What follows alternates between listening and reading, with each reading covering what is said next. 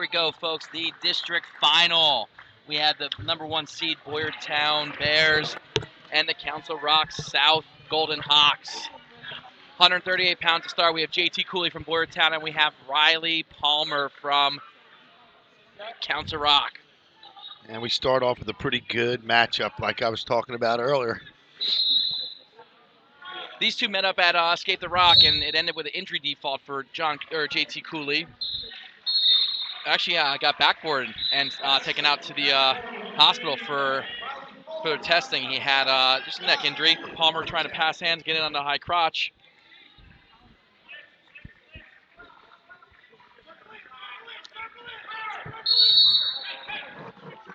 I missed that match. It was not there in time. We did do some coverage there, and we're there for the finals, but from what we were told, it was not a close match when the injury occurred. That Palmer was in control, and Palmer's one of those guys when he wants to really turns it on. He's very methodical, very meticulous, but when he needs to go, he goes.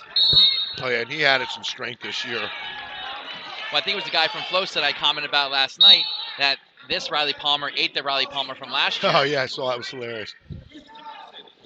You were telling me that before, and that's the truth. I mean, obviously he spent some time in the weight room. I mean, he committed to the growth and just really shaped himself well. And he's still wrestles like a 106 pounder, which is outstanding. I mean, he's always going. He's always looking to score. Kind of reminds me of Matt Harkins, actually wrestled for me back in the day. I mean, he always tries to kind of put you to your back when he scores. It doesn't matter if he's on his feet, he's on top, or he's coming off the bottom. And he's exciting to watch. Take you down a trip down memory lane. Matt Harkins came up today. We're talking with I was talking with Nate Heckenberger about how, and Raleigh Stillings about how Gentile is going to break the all-time win record at Penridge, and Josh Stillings on pace to break it as well. And I said it's kind of like when Gripshaw broke the record at Hatboro the same year Harkins was a freshman. There's your takedown for a nice high crotch changeover. Nice.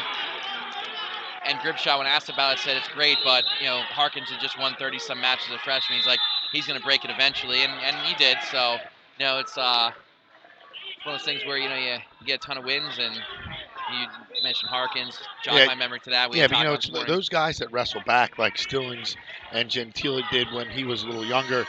You wrestle back in the consolations. You pick up 3 to 4 more matches than everybody else in a tournament. So 2-0 after 1 here. Cooley's keeping it close though. I mean, Palmer's looking to open up, and Cooley's hanging in there.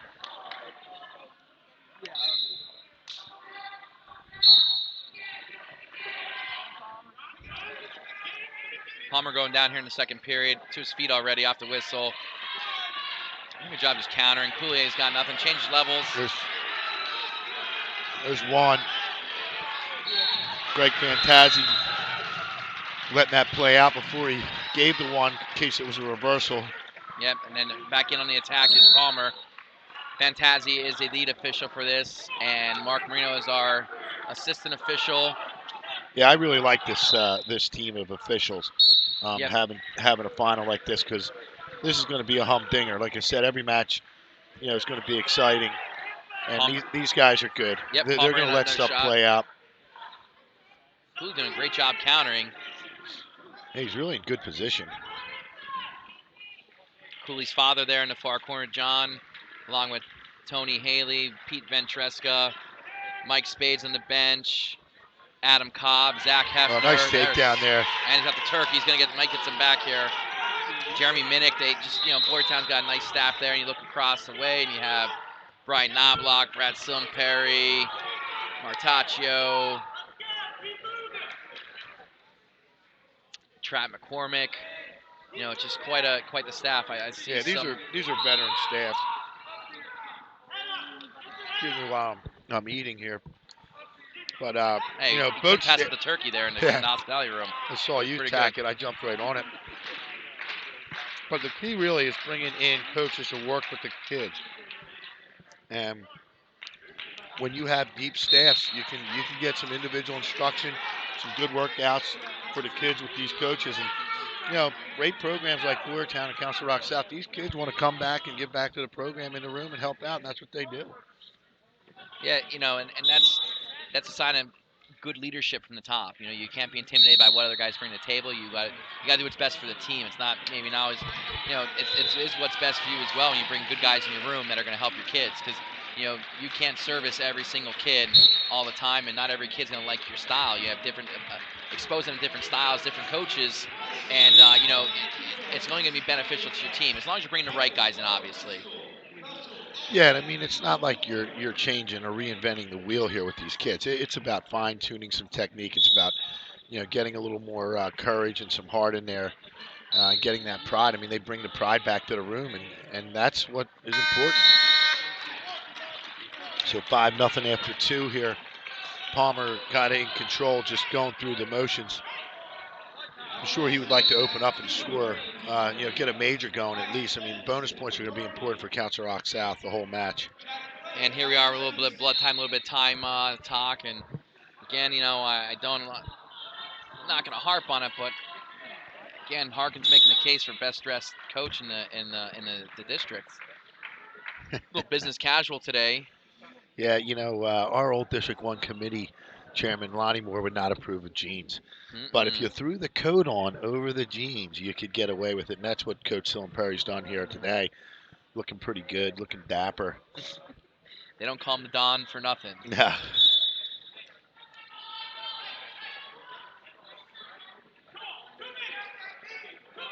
Yeah, I forgot once at regionals didn't have my suit as a young coach when I was at Upper Dublin. So I threw the sport coat on, and Lonnie complimented me and said, "Hey, that looks great," because he just could not tolerate jeans in the corner. But it's a different era, different time now. Yeah. Another head inside single by Palmer. He tried to crack hips back, but Cooley countered. Nice, trying to bring it back, and he did. Got the 2. That's Palmer's strength this year. I mean, he just used it right there. In the old days, that would have been a slick, right behind, but up weight, he's going to have to use his strength. Yep. Another Staying reshot. on attack, really good there. See if he cuts him again. I mean, only 30 seconds gone really here in the third. He's going to try and open up. Cooley looks like he just got hit by a train. Oh, the train's coming. Yep. I mean, the flashers are on, but it's still coming. Yep. Hands on his knees, and again, he's a lot of counter wrestling and just wearing him down. There he goes. Palmer's in again. He comes up. He's got that hook. See if he's going to change over to. Nope. Runs out of real estate. Now, I'll tell you what. I mean, one more shot and Cooley backs out. I mean, I wouldn't be surprised if he gets a warning. And he's got to stay in there and battle. There's Palmer, just relentless. There's a Rappo sighting on the Council Rock bench too over there. Oh yeah. Probably be more than one by the end of the night. They travel in packs, I hear. Yeah. We wind down, about 50 seconds left in the match. He needs another takedown. Good reshot attempt there by Cooley. Not sure what he's trying to do here. He tried to funk through that. He's the one on the shot. Yeah, it wasn't bad. He got through it. Now he's looking for 2 of his own. Everyone's clamoring for 2s right now. 30 seconds to go. We're seeing a stalemate. He doesn't have them wrapped. I mean, unless you have both wrapped, you're not going to get to 2 there. All right, so 23 seconds to go. Palmer's going to be on the offense here. Council Rock in their trademark championship blacks. There it is. He's got the major decision with 15 seconds to go in the period. Match for that matter. You see him ride tough here. Palmer just smothering right now at that claw and tight waist. No stalling warning. That was really slick by Palmer. So they get the major, start off the match. It's not bad. That's what they need. Yeah, and you know what? Confidence now. Yep. For the South wrestlers, and that's what they're going to need. And they're hitting their stride with 2 back-to-back #1 ranked wrestlers. Oh yeah, you got to believe. Yeah, you got Martaccio coming up. Got Chris Berry coming out for Boyertown. See if they make a move here. I wouldn't be surprised. Now here comes Martaccio. Lucas Martaccio, the last of the Martaccios, I believe. I think so. At least from Council Rock South. We know Pennsbury's got one. So this is an interesting matchup here. Martacio's got an unbelievable cradle, and he's going to try and lock it up. Chris Berry has an unbelievable cradle as well. I had the privilege of coaching him through youth, and he was a Phoenixville kid, through his middle school years. And Brian Martz, the Phoenixville PAL wrestling coach, had a huge impact in his younger years, and Tom, a devastating cradle. There's a near side cradle by Martaccio. But he got two, looking for that cradle. I mean, he's going to look for the cradle the whole match.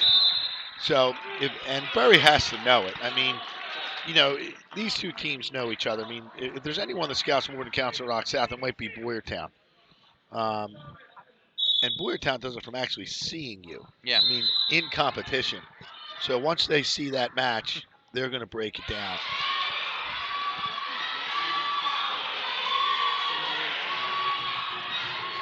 Got Bristol and New Hope Soulbury going at it in the AA finals behind us.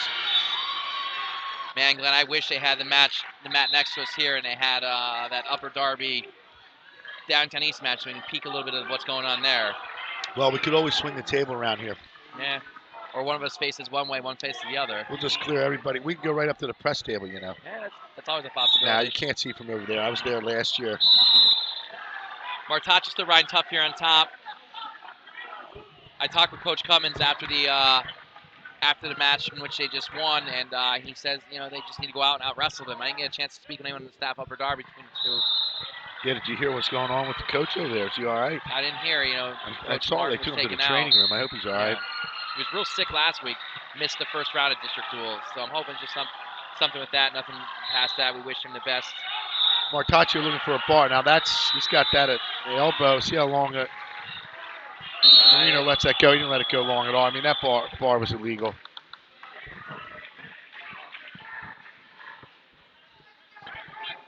Mark Marino, one of our better, if not one of the best officials here in District 1.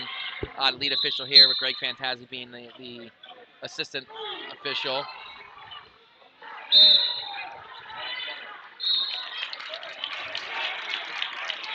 I like these extended pads around the match. And we had mat like this year at our Wetzel. We were able to use the runners, and it just allows the kids to wrestle that out all the way instead of just your standard 5 feet. Berry to his feet. Martaccio trying to sneak around behind. Does a good job keeping him down. Berry back to his feet. Martaccio looking crotch lift right now. Berry doing a good job of countering. Oh, there he got clear. There's one. That's big. 18 seconds left. He picks up a point. Makes this thing 2-1. You kind of see the Boyertown bench getting pretty excited. They're starting to get into it now, too. Martaccio with the shot, trying to extend that lead with 10 seconds to go here in the second period.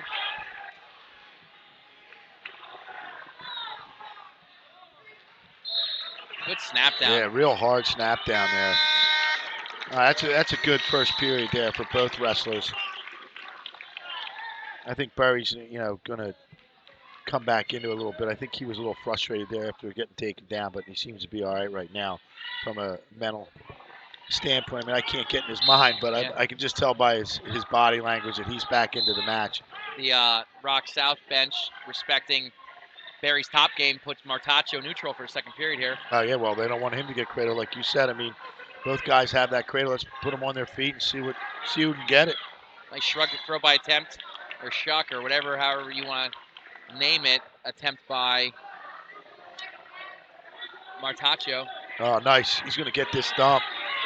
Excellent job there on the dump. I think Berry tried to kick in and try and hit a trip of sorts, and Martaccio's already changing levels. Now he's running his cradle. Let's see if he tries to scoop this. He's going to get caught on this too with that knee. Yeah, you can't do that. I mean, college, that's fine. And again, that's not going to change here in high school wrestling, but in college that you let that go and you go take the guy right to your back there. I really like that move in college, but they're not going to let it happen here. It's kind of frustrating, I think, for some wrestlers that know it. I know it is for their staff. Yeah. Because they're teaching that. I mean, that's, if you can get away with it, you do it. I mean, it's not like you're trying to injure the guy, you're just trying to turn him. I believe Martacho's picked up his second caution, trying to jump the whistle. In for the crotch lift again. Barry's able to score from here last time. Get out.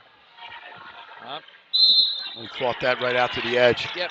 That reach back and chin whip type stuff not going to work on Martacho from there. Wonder if we'll see a rematch of Vogels and Schwartz that we saw at Escape the Rock. Vogels jumped out to a lead, had a pretty big lead on him, and kind of hit the wall, and enabled Schwartz to get back in it and win it. So we'll see if we get that rematch next at 152 pounds. And again, it's just like we were talking about before already. We're 2 matches in. We've seen 2, pretty good matchups. It just seems like all the way up and down the lineups, we're going to have some great matchups here. Martacho puts them on their feet. He's kind of just trying to, Barry's in. Single. He switched off to a head inside double. Martacho did a great job keeping his leg spread and getting a lot of down pressure on him. Yeah, he's got great leverage. So does Barry. No quitting Barry. Tough knee walk right now. That's not an easy position he's in. And he's closing the gap, but he's also allowed Martacho to lock in the crotch. Yeah, Barry's head was pinned under there. I think if he could have just maybe got a little bit better of a knee walk on the start of that, he would have been all right. All right, so Barry on the offensive now. Here he comes again. Now he's got to go out the back door. He's got to pick a side here and go.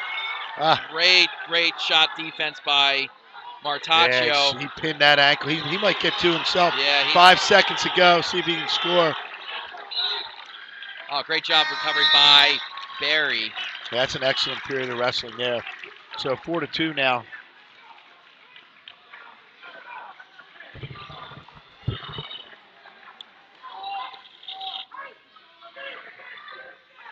Go third period, Barry goes down. He's escaped from making it a 1-point match. He's in a reversal from tying it. He really got on his offense towards the end of that last period there from his feet. Martacho over top of the 2-on-1 lock. Again, maybe looking to go cradle.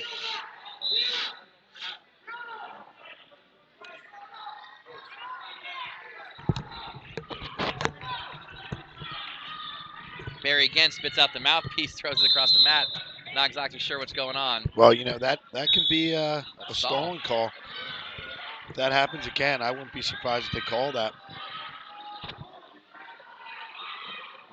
Both wrestlers seem a little frustrated here. See who can keep their composure. I think that'll be your winner. Whoever can keep it together right now. These are 2 really intense wrestlers. Oh, good, nice half there. Trying to curl that head, looking for that cradle. They do the Volrath cradle. That's that scoop cradle. Mm-hmm.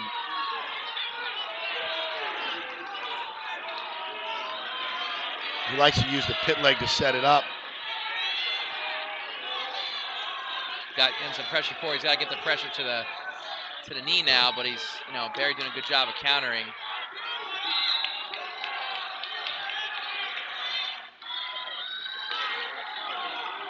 I think Barry's got to try to get to his feet again. Yeah.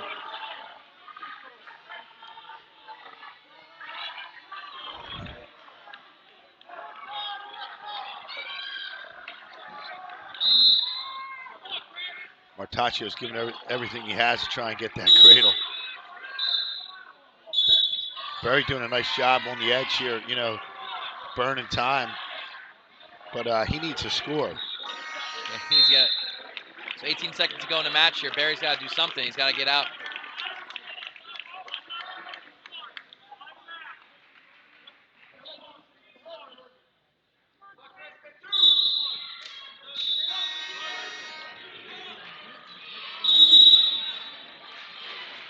$18 to go here. Barry's going to go after. Oh, and Martacho maybe a little bit too much on top here.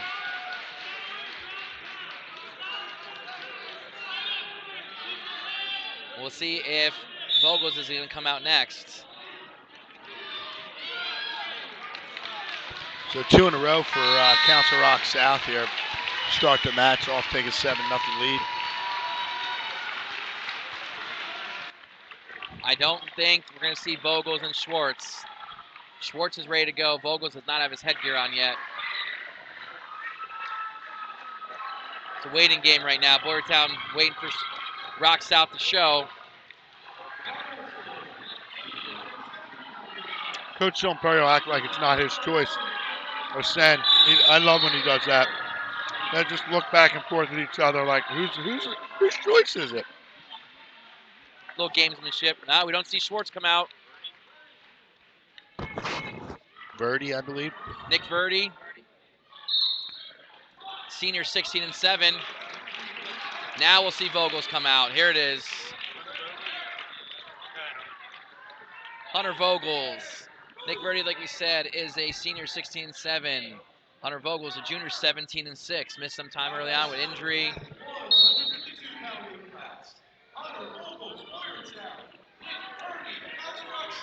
Vogel's a guy that just throws everything at you and the kitchen sink. He's typically a guy who's got a big motor. Like I said, though, he did hit the wall against Schwartz last time they wrestled. But Vogel's the guy that's gonna, go toe to toe. I remember last year when he was just a sophomore wrestling Dimitri Dorsanio and just went at him and was relentless and fearless. And he's that guy that, maybe not your cookie cutter mold of type of Boyertown wrestler. And Verdi, on the other hand, you think he's just going to get stomped on. He's not. Council Rock South has some depth. This kid's in the room with good kids around him working out. So it's going to be a good match. Verdi's seen time at 38, 45, and 52. The starters there are Riley Palmer, Luke Smartaccio, and Dylan Schwartz as Vogels gets the takedown. All three of those guys ranked #1 in the region. Yep, and it's just, again, depth in the room. This kid knows what it's like every day. Vogels pick up crotch lift a la Jordan Wood, and he's got a one swipe. I might have got two. Nope. Fantazi, no fingers. That's good work there by Vogels, though, looking for that claw right to his back. Is this any relation to Rocco Fantazi from Garnet Valley? I believe they are related.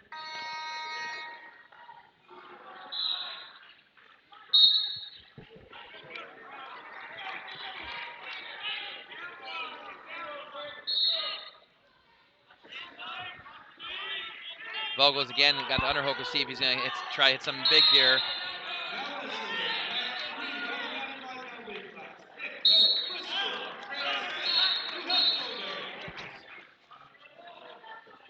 Vogels is clearly the bigger man here. Nice duck under boot scoot attempt. Yeah, I love that boot scoot there. That's a nice little shake and bake there. Two more. 27 seconds. See if he cuts him again. Yeah, he's going to work on top.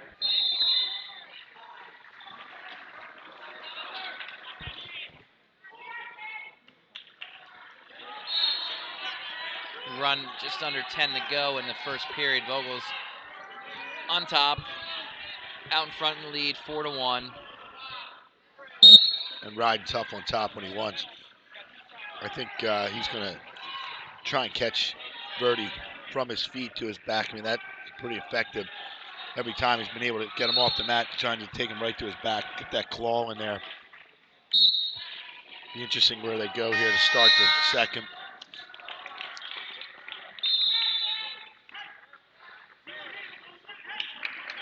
Vogels going down, so he's looking to score more here.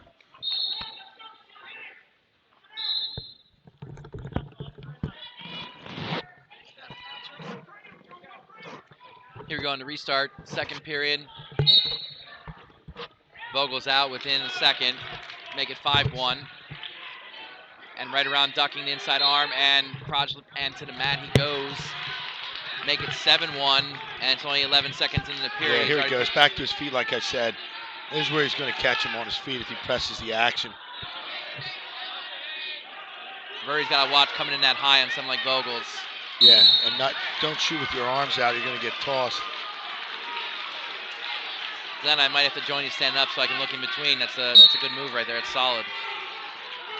Yeah, trying to get a grasp on what's going on around us. Cummings is over here wrestling. Throw attempt by Verdi is thwarted and gives it a takedown now. 9-2, 9-3 make it. Vogel starting to push the pace to see if he can keep this Pace has said conditioning a factor, maybe a bit of a worry for him. Another duck attempt.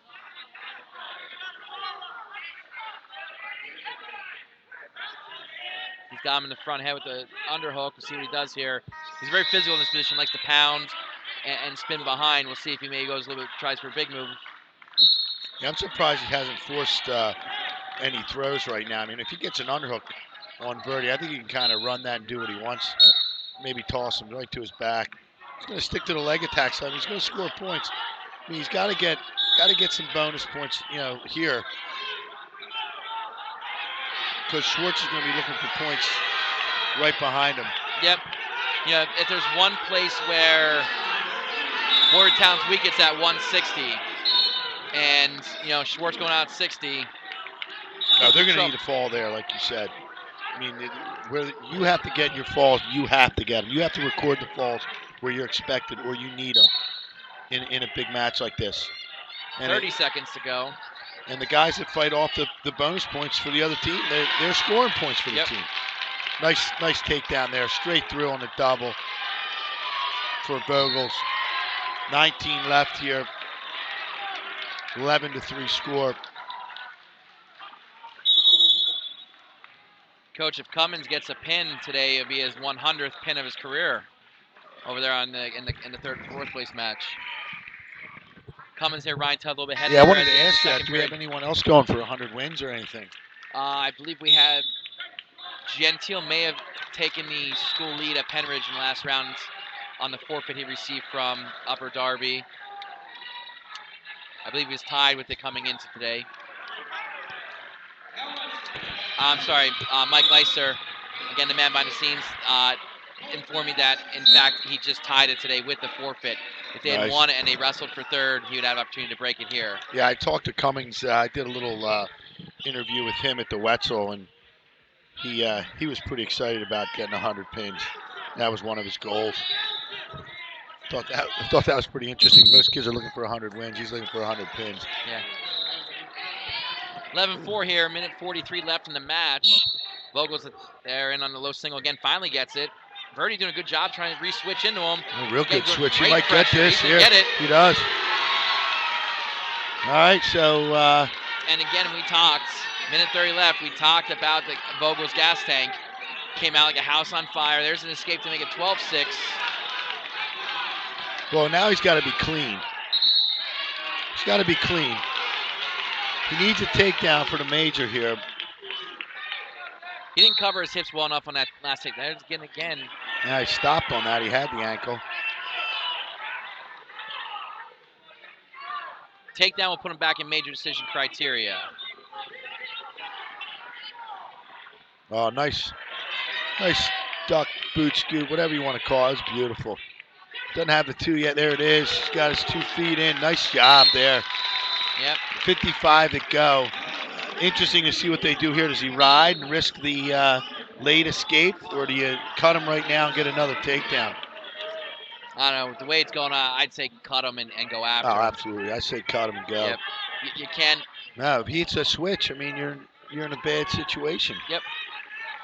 Go after it. It's a championship match. Can't hold back right now, and he's your guy that doesn't hold back.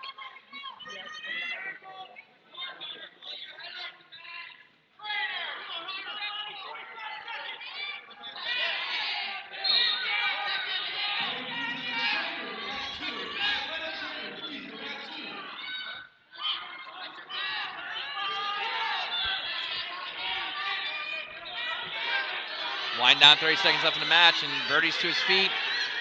And there's the escape. Now he's got to go. He left himself not a lot of time, but he's in on a shot again. 24 left. So exactly what we said happened. I mean, surprised the Boyertown coaches didn't get on that. Stalled there by Verdi. Yeah, but you know what? Why not? He can't get a takedown here. This is a win for Rock South.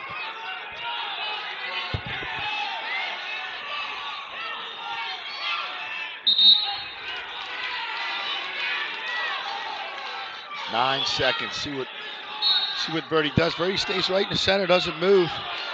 Backed up a little bit here. Kind of pushed there. Nice boot scoot attempt again. Little duck. And he held him off. Birdie did his job. Yep. Did his job well. Yep.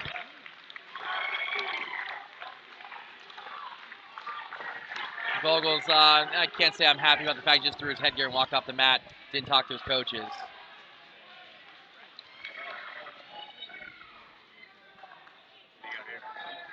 Wreck. Okay, we have Zach Reck, sophomore, 3 and 5. Dylan Schwartz, a senior, 28 and 4. This could be a quick one. Yeah, Schwartz gonna get after him. Yeah, you never know. Boyertown kids are good to go.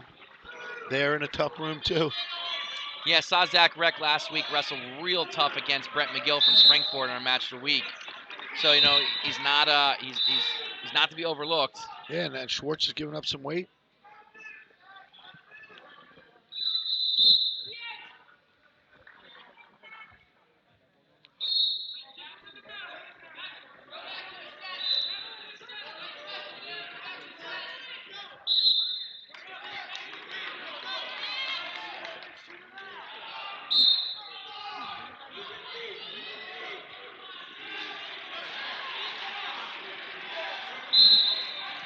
So did you guys go over those brackets earlier? Who does one? Where do we go? We go straight to Hershey, but who do we get? Who's our one get? Let me look. The bracket is on the computer there. We'll bring it up. Oh, I'm gonna have to work the computer. Holy mackerel! Mike's really making me work here. It's one of the tabs up top there. Schwartz is in on a low single.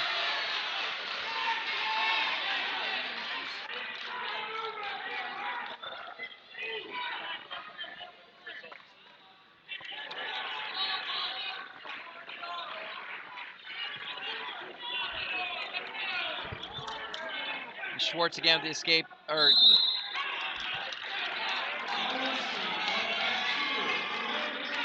So it's 8-3 now here. Schwartz scoring kind of at will right now. They'll let him up again. 44 to go. 8-3. 8-4 now with the escape. Ooh. Didn't let him wrestle there on the outside. So what does it look like there? R1 will wrestle the champ from District 9. Right? District 9 being, is that, that's out west. That's like, Yeah, we're at the bottom part of that top half bracket. District 9's out there. Is that like the Franklin Regional boys? no, that's 7. Oh, 9 there we is, go. 9 is like Erie, I believe. Oh, yeah. Almost out of the state of Pennsylvania Yes. to Ohio. Canada. Canada, yeah, make it Canada. But yeah, very favorable position for our one as we talked earlier.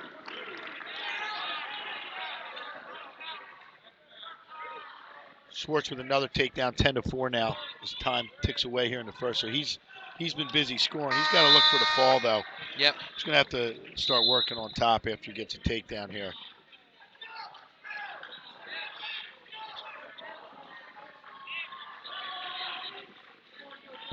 Again, interesting talking about the coaching staff. Now you have a change in the corner with Rappo and Knobloch in the corner for Schwartz. Probably guys that work out with him in the room. Oh, nice back trip.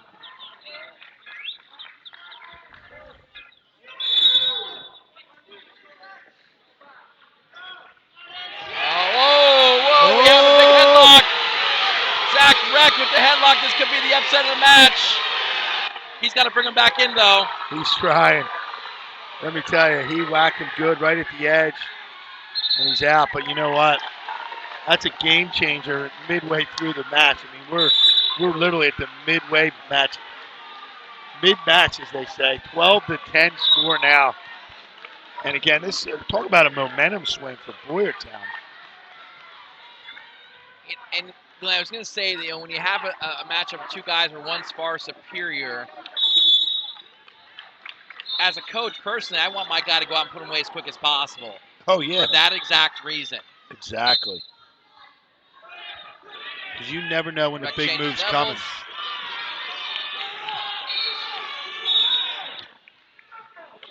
Now, I'm sure that was a wake-up call for Schwartz, though. Yep. I think we're going to see him get back to business right now.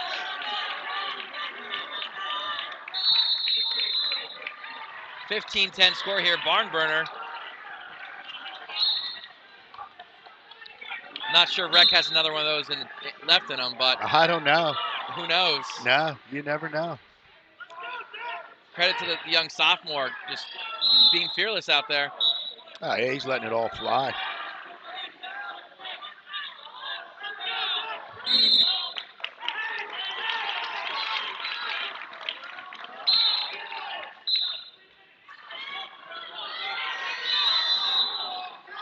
Midway through the match here.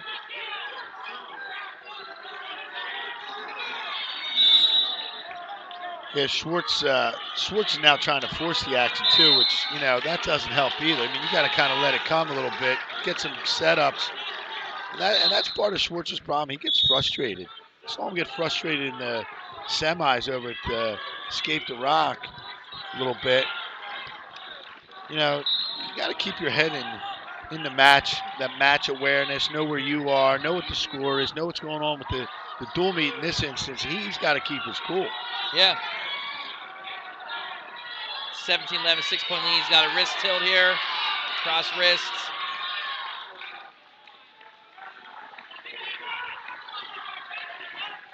Is he holding 3 or 2? He's holding 3. And just like that, after his 3 is awarded, he'll be back to major decision criteria.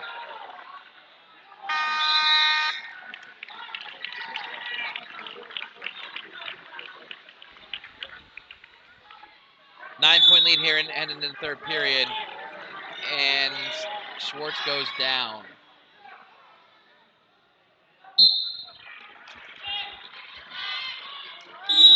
Makes 10-point lead now.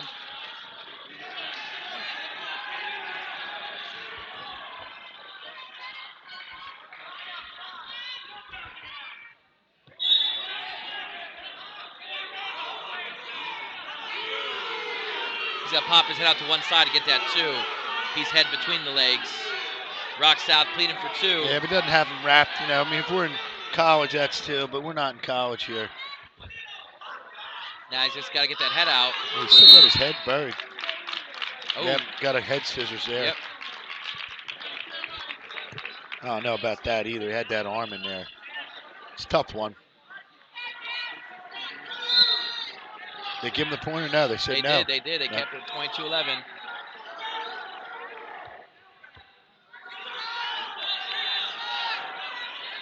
There's a stall and wreck. Another point. Yeah, nothing like getting some help from the official. Yep.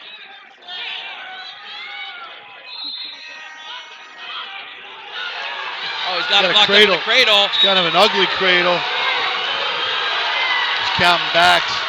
Schwartz doesn't even know it. Schwartz doesn't even know what's going on. Gonna get him with the leg scissor again, I think.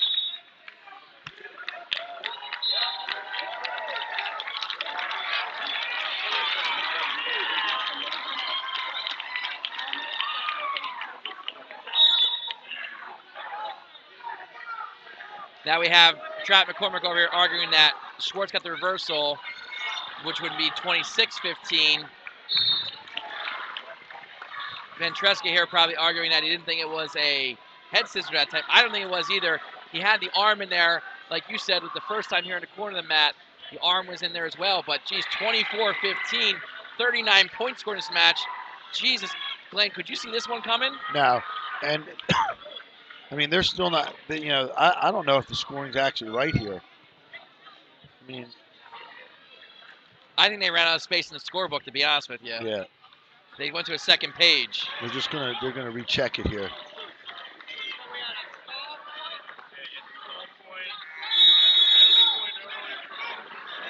It was 21.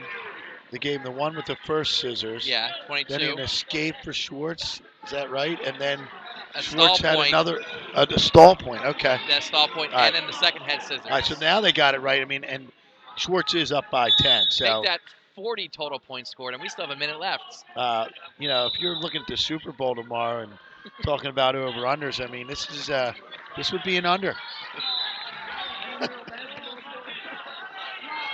And if you have 5-5 in your block pool, you're doing pretty well too. Exactly.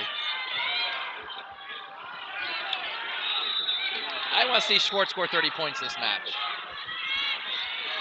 But you're giving up too many points to get points sometimes, and I don't know. Nice, he's helping you. He's looking for you. Here it comes. Oh, he's got it lassoed. So 30 points here now for the Council Rock South wrestler, 30-16. And is that the over in the Super Bowl? I think we're right around 45 and a half, 46 tomorrow. 30-17. There's your over. 22 to go. And Schwartz needs a takedown. He got it. There it is, 32-17 for a tech ball. 32-17. And 34 seconds. And the kid's excited just to not give up that extra point with the fall. The fans acknowledge them too for Boyertown. Yep, Boyertown fans give him standing ovation. We're out there. Yeah. He's fearless. Yep, I'm telling you.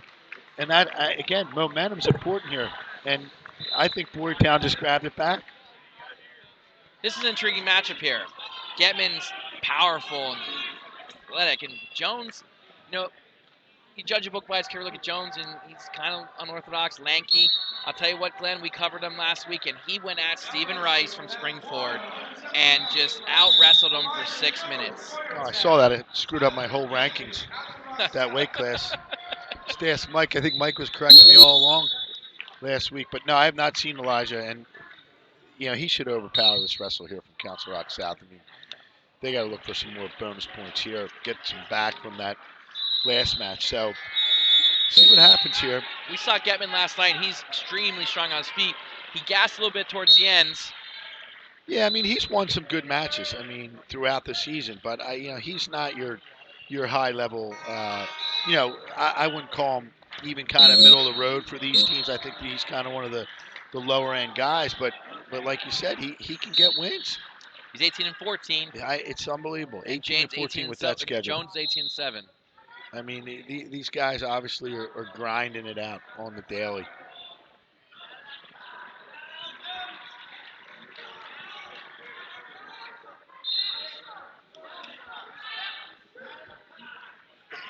Getman trying to get him to chase a little bit there. This is where things start to heat up for Boyertown. You go right from here. You go Jones, Harvey, O'Connell, Wood, Killerin. I mean, that's a murderer's row right there to end the top of your lineup. Oh yeah. Jones is honorable. Jones is ranked 5th. Personally, I had him high. I have him higher just for the simple fact that with the win over Rice. Harvey's 2. He's behind only one guy, Gentile. O'Connell's 5 at 195. Wood, well, we don't need to say anything about him just yet. We're gonna have plenty of time to talk about him. Maybe we might have time to talk about him. I mean, Boyertown was hoping to start at 106 this match. Yeah. I mean, you get up in there, it doesn't matter who you're wrestling. Yep. And then you turn over to Tommy Killerin, who pinned the number 1 guy last night, Augustin from Abu Dhabi. Yeah, Tommy's, he starts to peak about this time of year. I mean, last year it happened. He lost to Graber in that state medal match, but, Tommy's probably peaking. I mean, he wants to peak with Jordan this time of year all the way to the podium. Yep.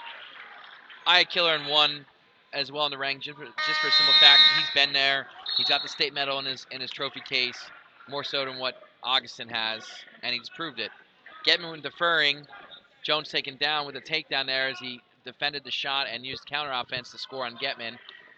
Don't forget, when we turn over, we go 1-1-3 as far as regionally ranked wrestlers for Boyertown and Wild, Campbell, and Campbell. Oh, yeah.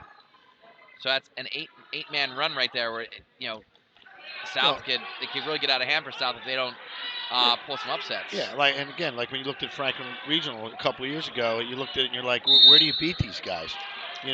And you were probably looking up top saying, oh, yeah, we can win a couple up top. But not with this Boyertown team. I mean, you look up top and you're in trouble. You got to do work in the middle against Boyertown. We had a little clock malfunction here. They didn't start it. Yeah. Well, the clock actually went off there a second ago and triggered back on. So 3-0 now for Jones.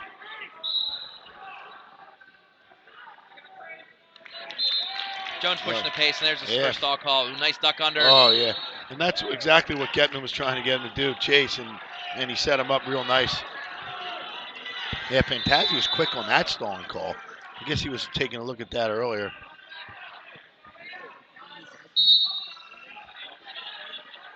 Hey, he's baiting him again, kind of letting him come in. Yep.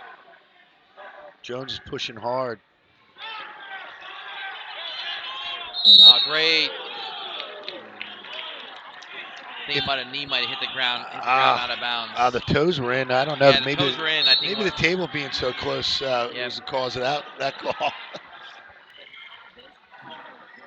That's why you guys got me down here at the end in case they come flying into the table. Oh, great head inside single. He's going to come across. He's got elbow to the mat. Get some height here. Yep, table that. Rip that out. Table. There he comes, coming up. Real nice. Excellent. He's got that whizzer in there. I think that's 2. Yeah, you got it. Bring back in. He's got a chance for a cradle there. Double leg cradle. Still working the cradle. Still got it. He's got to bring him in now. And we saw a guy pinned in a tilt before. Maybe we see a double leg cradle. I mean, we got 2 knees in. He's dragging him back in. Yep. Now he's scooping the leg. Oh, Kevin made a good choice jumping out there. Holy mackerel. But he's also lucky he didn't get called for fleeing the mat there. Yeah, but you know what? They were so close to the edge. I mean, all you had to do was kind of make it look like you were fighting, facing fight.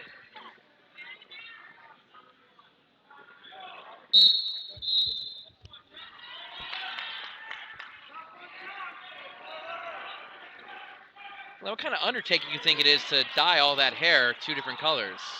Oh, it's pretty messy. I mean, my wife's a hairdresser, and I don't think she'd send anybody out of the shop looking like that. You can tell these guys have a lot of fun with it, though, every year. Some guys got the real tight looks. You know, Wood's got the little curls going. I mean, it's interesting. I'd like to be there for that party, to be honest with you. Yeah. Rumor has it they went to Final Results Fitness, Jordan Wood's parents' gym, and the moms and the girlfriends all came, and it was, all hands on deck to get it done. Team effort. Yeah, there were probably some hairdressers that did that work. I'm going to be hearing from them this week. I want to see Cooley go half blonde, half black.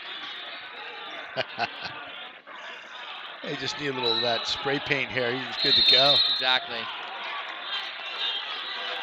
Get him in there, shot out of bounds. He's shooting on the edge of the mat. He's going low risk, so he's not getting himself in trouble because Jones is scrappy, he's crafty, and he's very good at snaking himself into good positions. And there's the second stall call. Yeah, I don't know. I mean, yeah, Rappo's letting Fantazi have it. About that stalling call. I agree with him. I don't know if it was stalling there. Just have the restart where he just shot him out of bounds there, Yeah. But again, he is baiting, That's his setup to walk back. But you're backing up. I mean, that works once or twice earlier in the match to get in, but now it's gone. So he's got to change his direction or he's going to get hit again. I mean, he's got to be on the offensive down 6-0. Yeah. Because Jones would take that away from getting into major decision criteria with minute 5 left here in the match. And he's coming. There it is. He's stepping over. He's going to look to bring it up. See if he pulls it out like he did last time so he can get it up. Got to get on the ankle. Getman hand fighting well there. And now he's got it out off the mat. See if he can finish, get him off the edge. Ooh, good job by Getman. I think Jones missed the trip and his pressure back in. Yeah, he got to extend that. He's got to just hang on now himself. Good move there. 38 to go, so he's going to be pressing for a takedown here hard.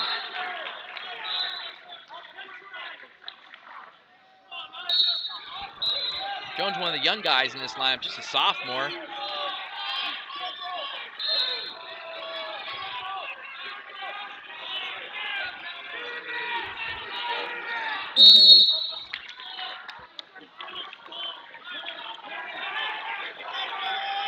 Jones still running back to the center of the mat. Getman, taking a little bit of a stroll.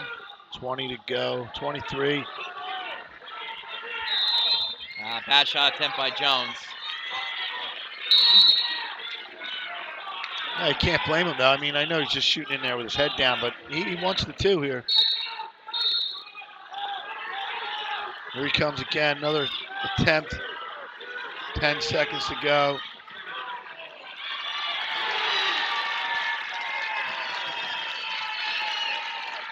Council Rock South feels like that's a win for them. Yep. Not giving up any bonus points. So, little chess game with the bonus points right now. Yep. 12-6 after it's as like coming 182 pounds. Greg Harvey shot out of a cannon coming out, almost runs into Mark Marino. Now Harvey's mustache looks good. I mean that. Well, it was blonde. He dyed his mustache. Oh yeah, that looks good. And for Rock South,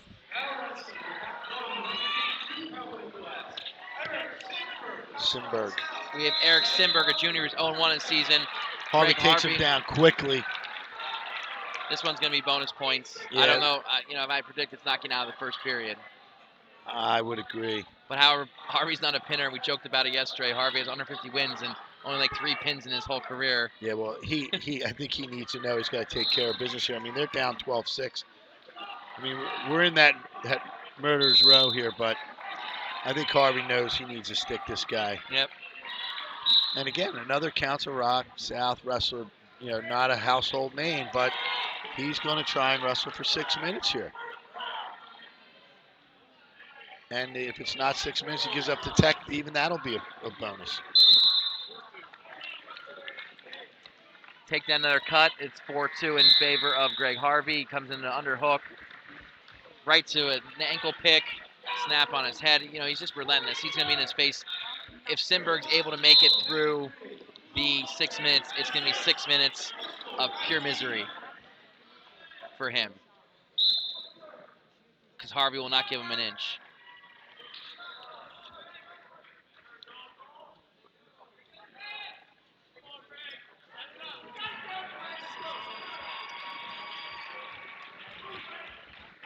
Snap down, spin behind. Doesn't get more textbook than that. 6-2 lead. Very good fundamentally. He catches this arm. Oh, he missed it. Now he's barred this arm up. Yep. Now he's got scissor. I like that one-on-one. Yep. And I like how Marino's letting him wrestle the edge of the mat there. Even though they're out? Correct. Good job by Harvey bringing him back in. He's got Simberg in a lot of trouble right now. There's another touch ball we saw in the last round. Yeah, well, that was tight. And like that, we're tied. I mean, I think, like you said before, it was inevitable. I mean, if it wasn't the first period, it was going to be later on. But yeah, you know what? And if the District 1 officials let that go on the line, then we'll be moving in the right direction. Because the wrestlers aren't letting down there. They're going to keep going. They're going to go till they hear a whistle, like the way these guys have been coached. Here we have Joe Doyle, ranked number 1 in the region. 26-6 in the season against Brody O'Connell, ranked 5th and 22-9. I really haven't seen Doyle wrestle this year. I mean, he's kind of up in weight class too for Council Rock. Beat Frizzy 1-0 last night from O&J, return regional champ, but Frizzy's basically wrestling with like one arm. Yeah, he just got back. I mean, what's his 3rd, 4th match of the year? Yep.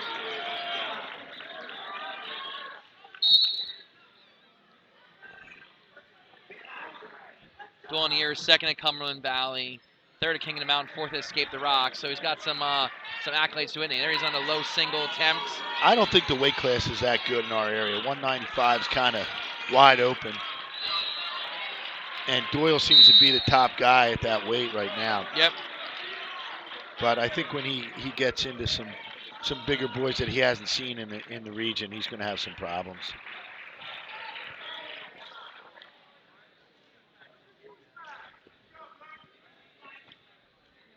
I don't know who they are yet, but. Well, Kennerly from Upper Darby's coming down.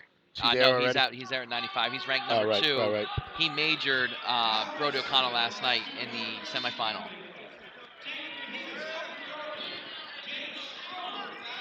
If Frizzy can manage to get healthy and get back to the form that saw him win regionals last year, he'll be a force to reckon with. Yeah.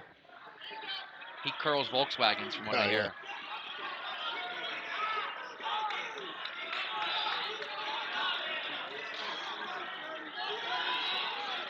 So again, this is a match where Council Rock South is going to need to put up bonus points, and I mean they're going to need to put up some big bonus points. because you know what's coming the next 2 weights. Although the heavyweight for Council Rock South is having a good year. Yeah, John Anderson's a very I quality. We saw him wrestle yesterday. Just he wrestled against McGinley from downtown East and kind of just got real high there on that bar. You know, John Anderson didn't wrestle his best match. Was content to just kind of dance with him for the whole entire time. Killern won't have any of that. Killer's gonna make him will open him up with his style.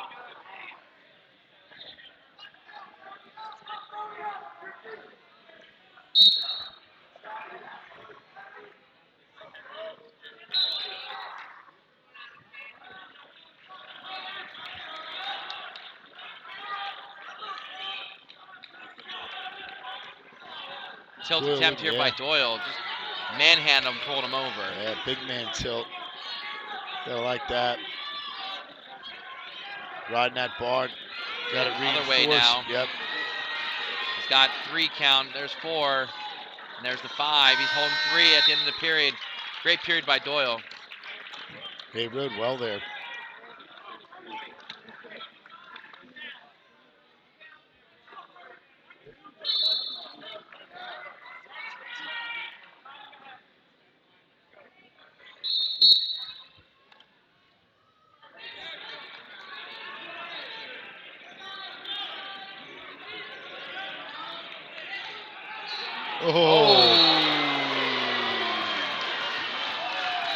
That's the old blow the whistle, but yeah, that's two. Yeah.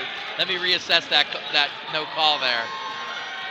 It's got to be a little bit disheartening to Brody O'Connell there. Goodson a nice shot, and he just sidesteps and launches him. That was sweet.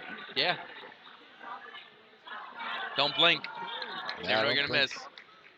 And the Boyertown kids didn't even move back over there. That happened so quick. I mean, no time to react.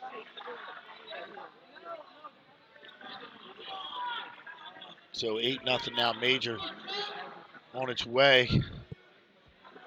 Doyle's going to look for some more back points here, I'm sure, with 1:25 left here. And there goes a stalling warning. I'll tell you, they're throwing the stalling warnings out quick, the way it should be at this level. You know, it's great. Like to see it all year long, really. Exactly. You know what I mean? And it forces the guys, everyone to wrestle. Forces the action. Ooh. Tough call there. I mean, I think he stopped it because Doyle had that arm trapped up. There's a Mark Harner sighting. Mark Harner's in the house today. Do not give him a mic, Mike. I'd have to sit between you and him if we were to bring him into the table. Oh, I'd have to get up and leave. Nah, Mark's very knowledgeable. I mean, he'd give us some good stuff, I'm sure. Double trouble attempt here by Doyle. He lets go of that. He's going to go back to the cradle. Nope. Doesn't know what he wants to do.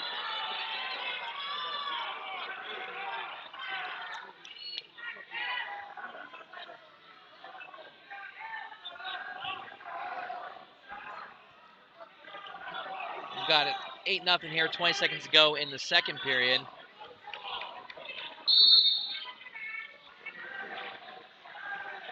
You know, Doyle's really opened my eyes that, you know, he's a guy that's going to contend for that regional championship in a few weeks. He can stay healthy. You know, yeah, I like I said, I just don't know with him at this weight, but the weight is wide open. I mean, we saw Patrick Walker today from Upper Moore. I mean, he's impressive. He's a thrower, but I don't know how good he is either. So it's kind of wide open. And like I said, Doyle may be the best wrestler of the bunch because he's wrestling like a lighter, weight, and it seems to work at this weight class for him. And he's proven it all year long. I mean, he's had some nice tournaments. Yeah. Oh, look at the launch again there.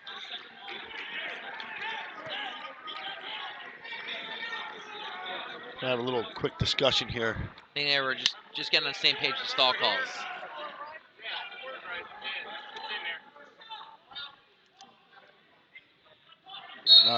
Council Rock coaches may have been in somebody's ear on that. 90 seconds going to match. Still 9-0 lead in favor of Joe Doyle of Council Rock South. See if Doyle opens up on his feet here. Try and catch him to his back. Nice arm drag to it. Pull him in. Man, he needs more mat, Doyle. Yep. See if they cut him here. He's got the... Yep. Yeah, Trap McCormick saying, no, Doyle wants to keep him down. Trap says cut him if you want. See what they do here. I mean, I'd let him ride maybe 15 seconds. If you can't turn him, you got to go back to your feet and look for something from feet to back. He's digging out that bar, put that bar or arm across his back. Good job. There he got it. Yeah, but he's got to be careful now. He got it. He's got Akano in trouble. Oh, yeah. If he can just settle here, I mean, he's got 52 seconds. He just jumped side and switched off to the headlock. Lift that head up and come back this way. Yeah, yep, sit out with it. Ooh, it's almost a choke there. Ooh, he fought that off nice. Congrats, job. Brody, getting off your back there, bud. Some had you dead to rights. If you're not from Boyertown, you may have packed it in right there. Yep, and there's the tech fall.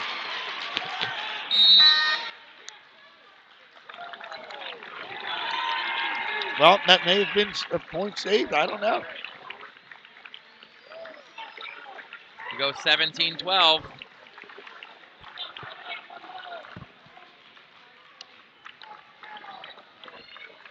Well, it's been tight so far, and it could quickly be 30-17 here. Yep. We got Brandon Cohn here from Rock South and Jordan Wood. I don't think Jordan Wood needs an introduction, but we'll give him his credit where credit's due. 31-1.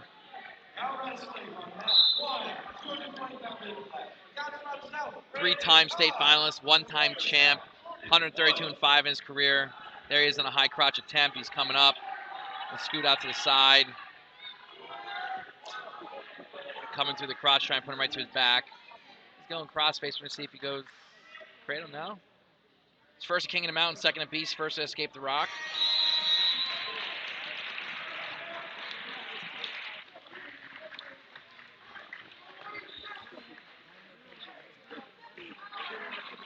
Looking for some power here with this hand. Cohn's in a lot of trouble. You see it all over his face. Now he's going to come off the sides and lift that inside leg, and we got 10. There it is. 44 seconds. Jordan Wood with the fall, and it's 18-17 back in favor of the Boyertown Bears, and we got Tommy Killerin coming up and John Anderson. Killerin ranked number 2 in the region, but that's about to change next rankings as he pinned the number 1 guy in the region. And John Anderson, honorable mention, 25-11. Killerin 27-5. Yeah, there's a couple state medals up here at the upper weights for Boyertown. I mean, Jordan Wood does the job, returning state champ. That's what you do. You go out and pin your opponent in district duels. And Killeran's going to try and do the same, even against a good opponent here. John Anderson at 25-11. I think Killeran's going to really push the pace. Yep. Killeran was 3rd at King of the Mountain, 5th at the Beast, and 3rd at Escape the Rock. Nice blast double there. Oh, yeah. Ooh, good job by John Anderson. Yeah, but you can't stop that train either. And Killeran pinned Anderson at Escape the Rock earlier this season. So.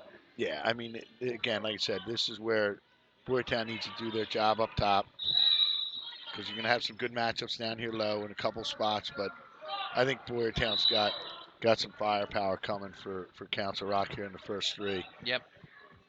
If memory serves me correct, I think Killeran launched Anderson with a headlock of epic proportions. Mike Leister gave me the head shake, yes. I heard a story about it. I heard all they saw was feet in the air and a loud thud as Anderson hit the mat. So we'll see if Killeran's able to do that again. See, Killeran, what I like about him, he attacks the legs. He wrestles like a lightweight. Like a lightweight, exactly. He works the underhook. He gets to the legs. He has that blast double he hits. He hit the blast double yesterday. He's used the hook there, and he circled around, used a Korean angle. So he does more than just dance. Well, he has a pretty good workout partner in the room on the daily. And that Jordan Wood is going to make everyone better around him. And Tommy's a good wrestler in his own right.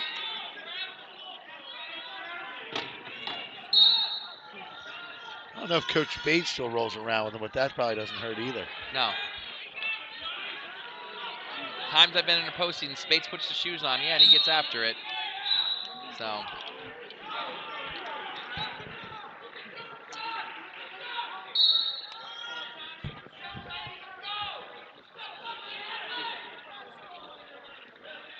So 0-0 here, 22 to go in the first. Anderson doing a good job staying on his feet. Yep. Because there's been some really good attempts by Tom. You know, where else do you see a heavyweight going underhook inside trips? Oh, yeah.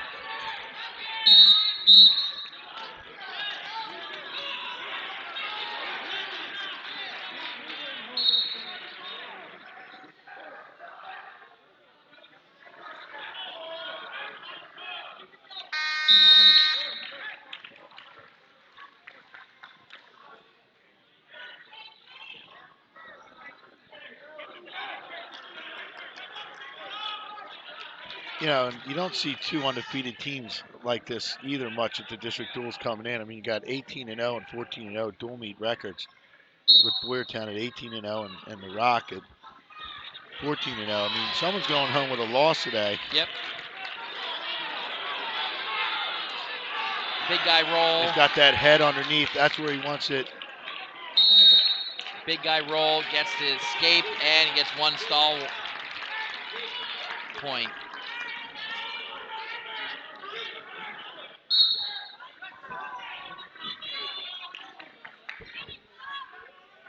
Got that underhook again.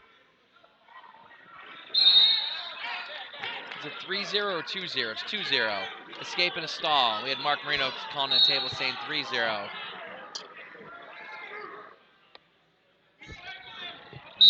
Good snap down tempo. He snaps it right. Escape and a stall.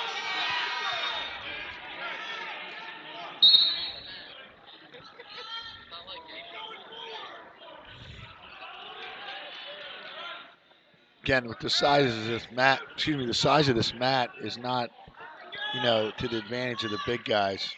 I mean, 2-3 steps out of the circle, and they're right at the edge. Yeah, you know, I mean, I fear for my life when they come in our area. And, you know, again, with these bigger events like this, you know, you're going to have to sacrifice some mat. But maybe for the finals, we need to take a look at that. You have a bigger mat for at least for the AAA finals. No, it's got to be the same for both. But as you can look around, the AA's long been completed over there. I think New Hope ran away with that. Another stall and another point. That's the second one already. I believe, is it 2 next time? Yep, two next time. He might stall him out of this match. No, he took him right to the edge again. He circled in. That was important there. I think as long as he circles in, he'll be all right. What's going to force John Anderson to do is do something to get offensive, and it's going to. Tommy's going to capitalize on it.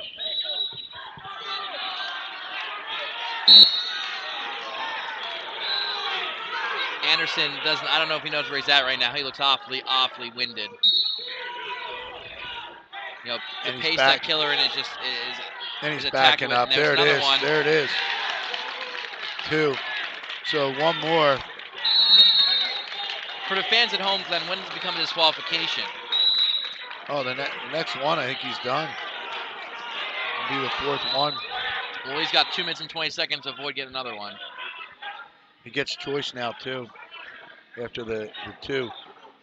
After the 2-pointer, you get choice. Now he's going to go down. So it's almost like that injury time. You take that second injury time, you come back, and you get your choice. So Killoran goes down. And it rewards the guy who's wrestling. Oh, yeah. Anderson needs to do there. Wisely lets him go. Yeah, I think Killoran was going to look for a big move there coming up.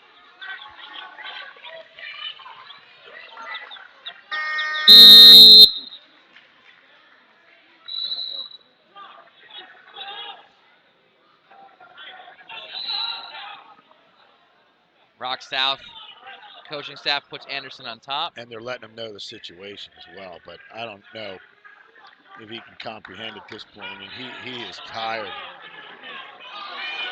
He is tired.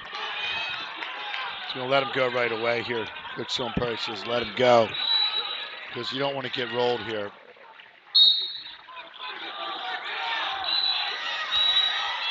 And he's staying behind, staying back, rising up. Not a bad job, but he's also got to work because if he doesn't, this thing's going to be over. Killoran trying to bait him in that big guy roll, get him to sink that tight waist Let's a little bit deeper. see if Killoran slides, does a little knee slide here and tries to set up this hip roll.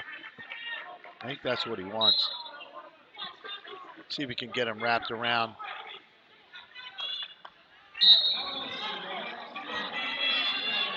Trying to get to his feet.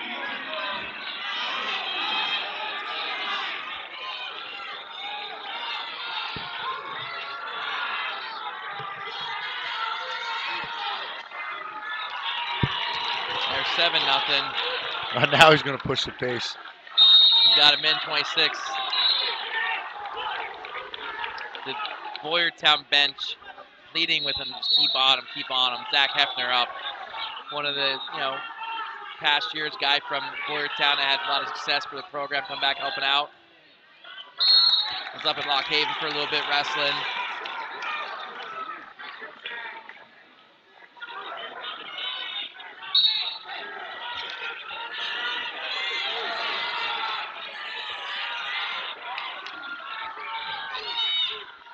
He's pushing back.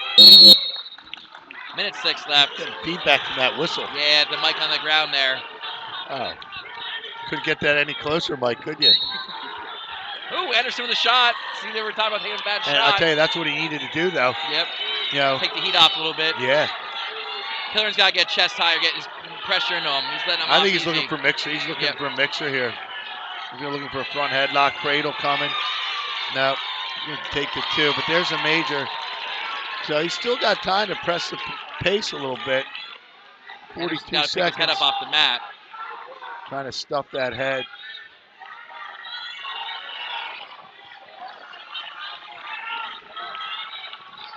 $30 to go.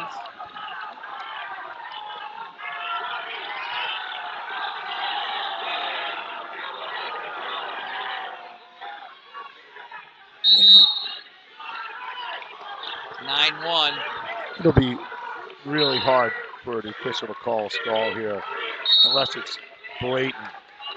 Nice shot in. Good move. Good move. Smart. Yep. Did the right thing there. Shot in. The Boyertown crowd was chanting shoot. I'm sorry, not the Boyertown crowd. The Rock South crowd was chanting for him to shoot. So that didn't happen. There's your major decision, and it's 22-17.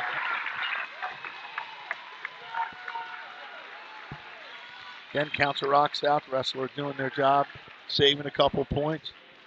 Saving 2 points. Yep.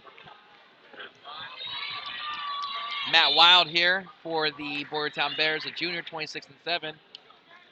And this is Maximo Mendez. Maximino Mendez, 19-13 on seasons, just a freshman.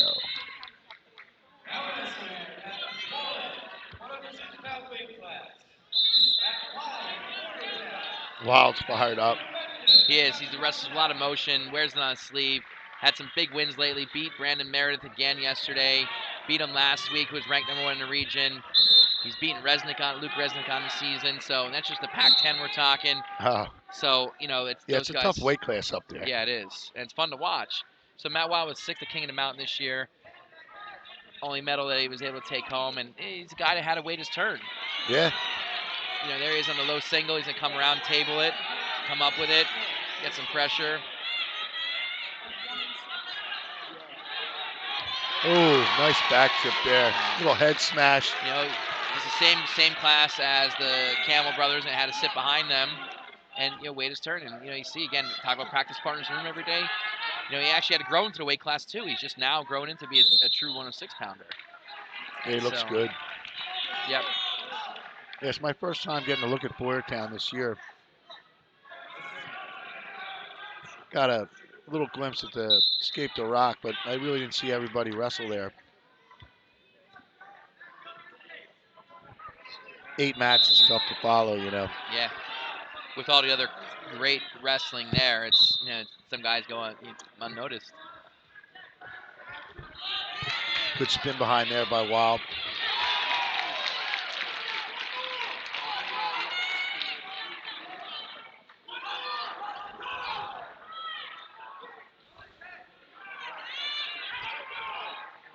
It's going to go again for another takedown here.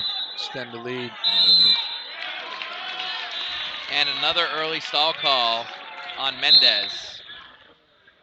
I mean, it's that breakneck pace that Boyertown's set in these matches, where they have guys that are superior. The Council Rock wrestlers have been backing up. I mean, from the first whistle, you know, they got to turn and fight here.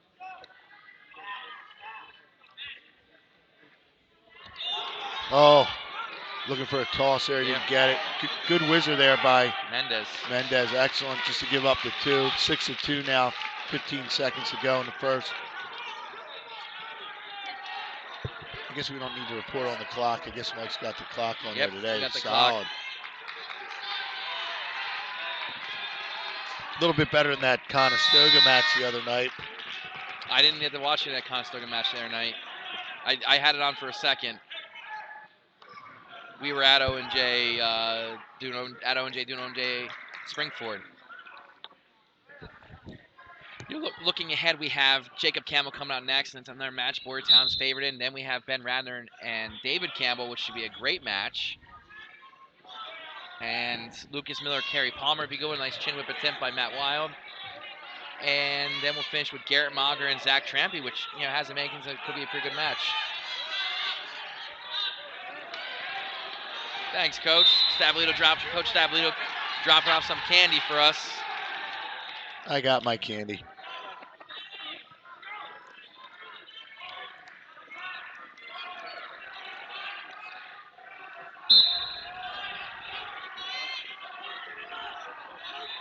Minute 35 left in the period. Wild to his feet and gets the escape.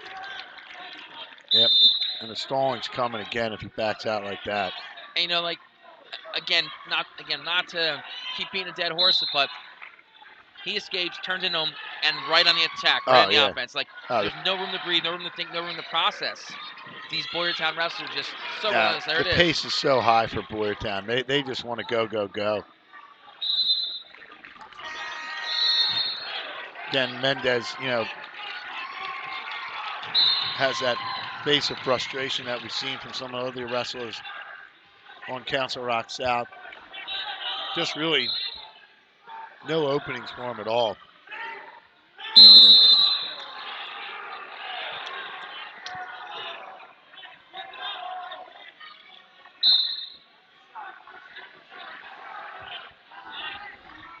We've got a minute left. We're halfway through the match right now. And there's another stall call Glenn talked about. Makes it a 10-3 match.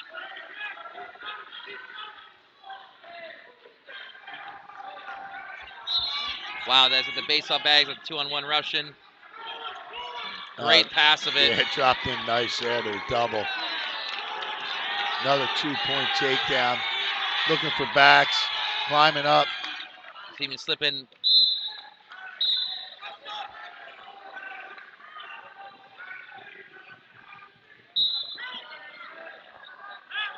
I'm sitting all day, gotta stretch my legs.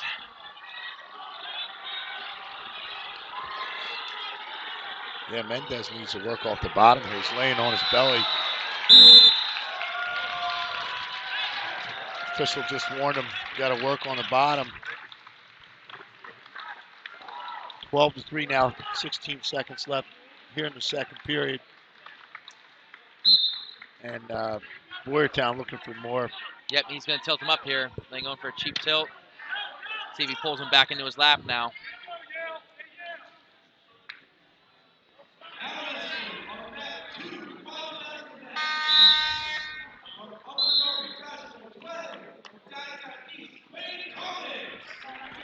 Cummings with a quick mixer over here. He got the fall.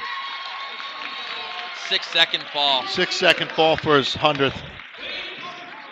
Not bad. Congrats to Wade Cummins, great kid, well deserved.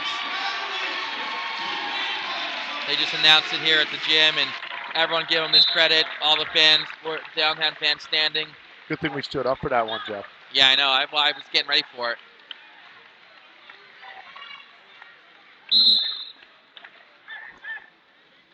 So 12-3 here. Wild down the third period. 10 minutes to go, or 10 seconds in. Well, Maximino's hanging in there right now. I mean, he's only giving up the major right here. I think Wild's got to try and find a way to get him to his back.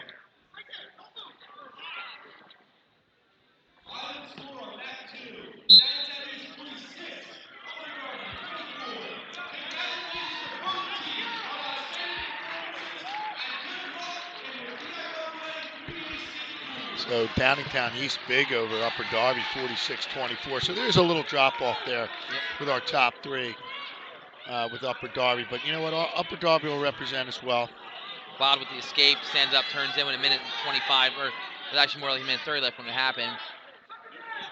We talked about that too during at the end of the match before. We felt that Downtown East would just out wrestle Upper Darby. And they did. And they scored points. I mean, they're a solid wrestling team. I mean, I give coaches a lot of credit there. They work hard. They have large numbers every year coming in, and they get every ounce out of every kid. And get you to states. It does. Coach Jones joining us here, overseeing the operations, overseeing Mr. Stabilito, who's running the operations. Coach Jones, do you want to put the headset on for a few minutes? It's been a great couple of days. Coach Jones is going to put a headset on here. Talk a little bit about district duels. We got Dave Jones joining us, head coach at Upper Dublin, the host school of this event. Dave, can you hear us? I can. Thanks for stopping in. We have Matt Wild 14-3 in the lead with 40 seconds to go here in the match. So, Coach, tell us a little bit about what this hosting event means to you guys. This is great. This is a great event. Very pleased to being able to host this. The league itself provides us the opportunity by voting in our favor every year to host it. Pretty central location, so it works out well for everybody. Yeah, we just talked about the location. I thought Springford was the center of District 1 with all our meetings up there, but obviously down here at Upper Dublin, pretty convenient for everybody right off the turnpike. Pretty central, and we were just saying, is it been 5 years you've been hosting? Fifth year, yeah. Fifth year now, and just always well run. And I mean, it's always important to have good table help for these tournaments, and your guys do a great job, and certainly the committee appreciates it, and all District 1 thanks you for doing a great job. You're very welcome. The credit goes to Joe Stabilito, who puts this together. He's a great tournament director. We work hard at it for a couple of months in advance, so it comes off pretty easily. 26-17 in favor of Boyertown as we roll in 113. David Campbell coming out for the Boyertown Bears, ranked #1 in the region. And we have Colin Waterman, sophomore, 9-15 for Council Rock South. Jake Campbell checks in at 22-1 on the season. His only loss coming in the finals of Beast of the East. Had an issue with some injuries earlier on in the season, missed some time, missed Escape the Rock. Snap down spin behind by Campbell. And I think the Boyertown coaching staff here is looking for an extension in their lead. I mean, they're looking to get 6 here and get it to 32-17. Yeah, I mean, Rock South still is Zach Trampe looming. Kerry Palmer is, a guy that needs to be worried about. And Ben Radner. So there's still 3 guys, two real tough ones coming up for Rock South that can put points on the board for them. They're not out of the woods yet. They're takedown by Campbell.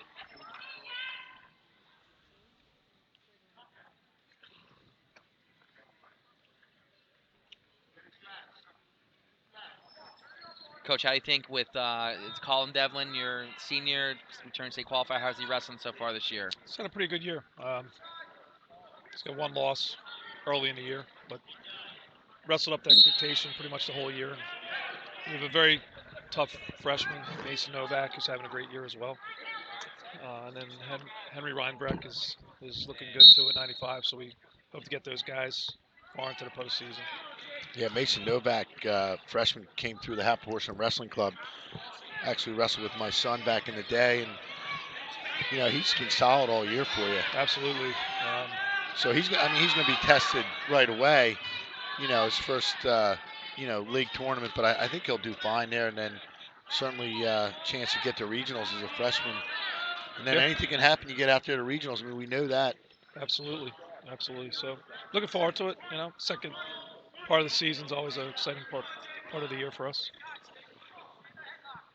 And Devil will get a chance to avenge that loss he had to the Cheltenham Gator kid. roll by Jacob Campbell, and he's got Waterman in trouble. There's the fall. Minute 55 into the first period, and extends the lead to 32-17. That's big. That's big for Boyertown. I mean, but really no surprise there. No, that was kind of expected, I think. Now, if Radner does come out to wrestle David Campbell, which this is not Radner. Mike McKinney's coming up for the Golden Hawks here. Take on Campbell. Yep, senior or sophomore 5-5. David Campbell's wrestling very well. Had a win over Jake Taylor last week in the first round of district duels. So definitely starting to peak at the right time. Yeah, he's dangerous anytime he steps on the mat.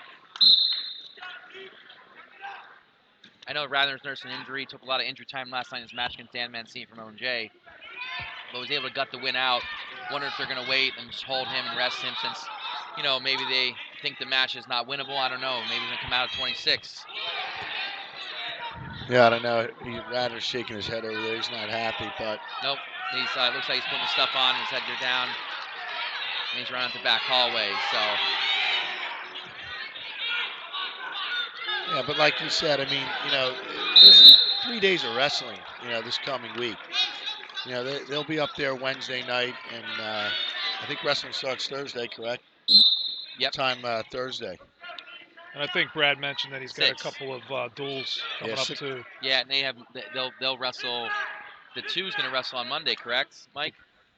Yeah, they got to wrestle Archbishop Wood on Monday. So, Monday they got a regular dual meet on their schedule, and then they'll go to Hershey if they win, if they beat Archbishop Wood, which, no disrespect to them, I think they handle them quite easily. Who do they have? Did you say Wood? Archbishop Wood is their first round opponent in states. It's a runner-up in District 12. So they came back and took that true second then, right? Yeah, I mean, it's a good job by Archbishop Wood this year. I mean, it's taken them a while to get back, but, Rick Stanley and Coach Meister, their co-coaches, have done a great job. I mean, District 12 is, pretty solid with those 3 teams with LaSalle and Father Judge, and now throw Archbishop Wood in there as the 2. And, it's gotten better and better in District 12. I mean, obviously the public league's still behind. And let's not forget the postseason's right around the corner here, and you want your guys to be fresh. Oh yeah, but you know what? For Archbishop Wood, it's good too to get those extra matches for the postseason, because they have to go up to the Valley, just to get to Hershey, and that's a tough go up there. Yep. Campbell. Nice dump attempt. He's got the low arm trapped. Good job by McKinney. Yeah, he hooked the head nice. See if he can get the double boots in here. There's a body lock him, maybe body scissor, squeeze him. Time runs out, saves him there.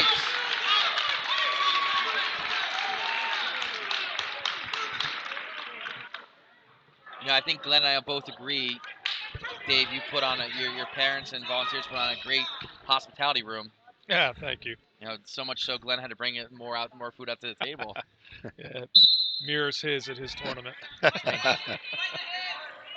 Coach's room is very important, guys. Absolutely. It's a very important key factor to any tournament you run. And if you notice, the coach's room, it expands, to the committee, the people that know someone that's in the hospitality room. So you got to have a lot of extra food in there. Absolutely. So we got a little blood time here for Council One year Rock. in Phoenix, so I hired a guy to come and make omelets for breakfast. Oh, that's the way to go. Yeah, guy Tawith was a chef in a former life. Had all the equipment, came in, making omelets. Well, look, it's a long 2 days, so Well, we better let Sadovshin know for regionals that we're going to need some omelets. Can you get on that, Joe? Make a phone call. I will. I'll see what I can do. So the Campbell brothers coming out here with some vengeance. Head coach cleaning a mat. Don't see that every day. No, you don't see that. Dave, I want to see you in an outfit like that Yeah. in the postseason. In the 1980s, we looked pretty good. With our mustaches and our long hair. Coach Jones and I wrestled together at Lebanon Valley College. We're fraternity brothers, so we can verify the dress code back then. Parachute pants were in too. Yeah, we've been together half our lives, more than half our lives at this point. Also coached together for many years.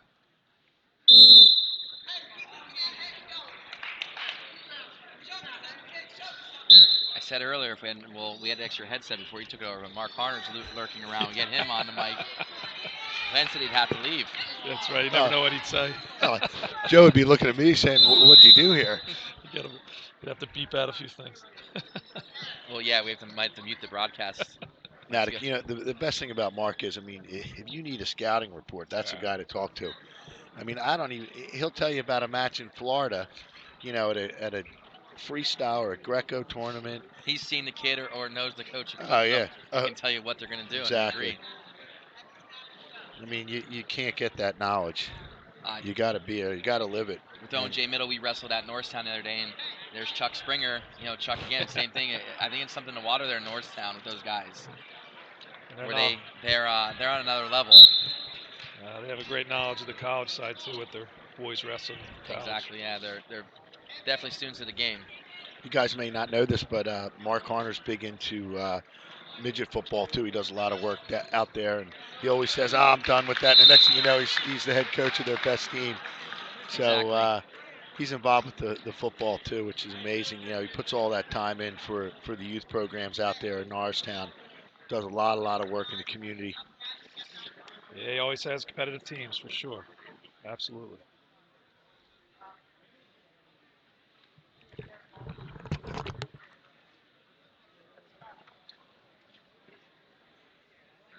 With just under a minute to go, halfway point of the match, Jacob Campbell out comfortably in front, 8-0. Coming out with the head lever out to the front.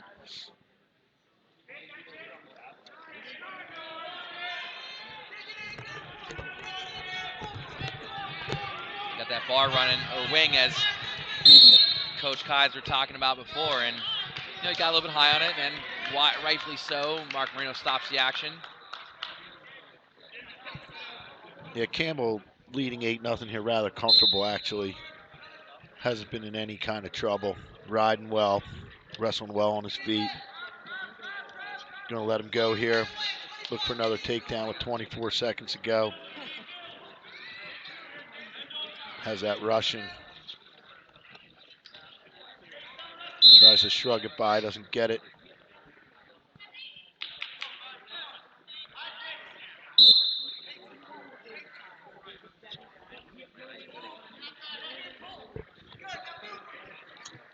Again, 8-1. Just winding down under 5 seconds going to period. Waterman got quite the bloody nose. He saturated another nose plug. And we're going to go blood time again. Our lead official in this match is Mark Marino. He's assisted by Greg Fantazzi. Yeah, officials have done a nice job this tournament. Really have. It's nice to get to this level, and we get the best of the best.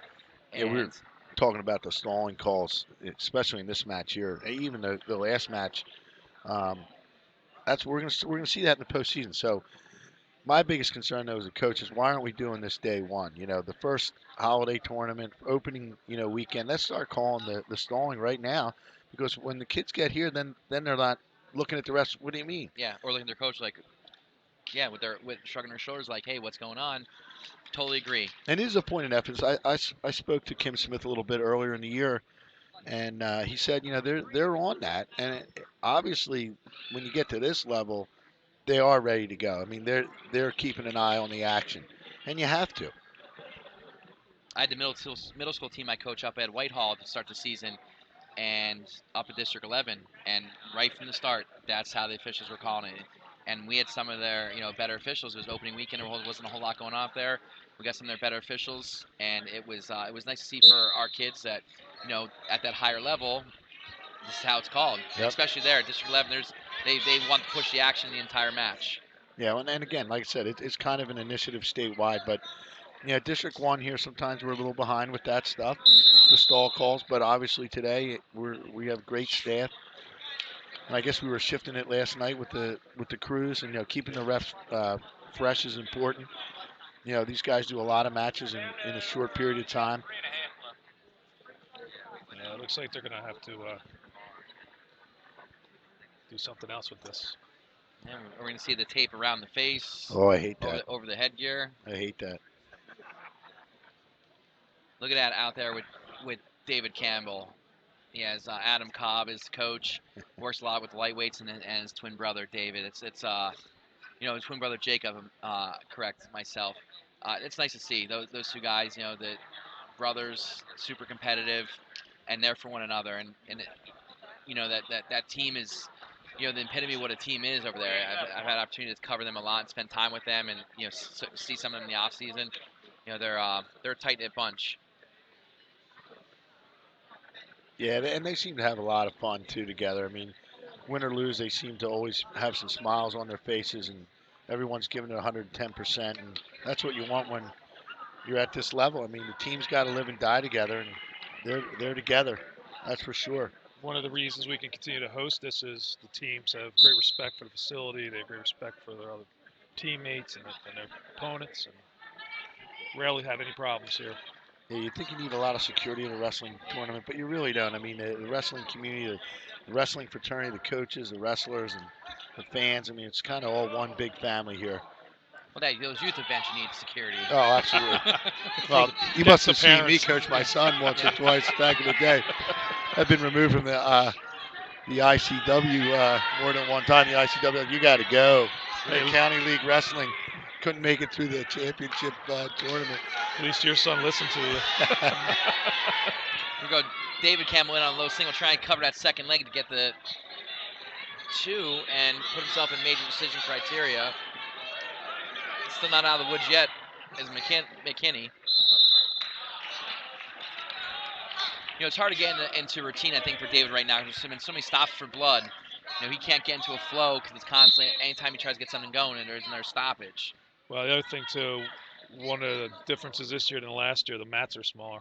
Yeah, we mentioned that with the upper weights. It's a little bit of a problem, but I was commenting about how I like the runners here. They let those kids wrestle all the way out. Another stall call. I believe it's McKinney's first, but we're gonna get another stoppage for blood time here. He's got to be close to running out now. Let's see what he's got left.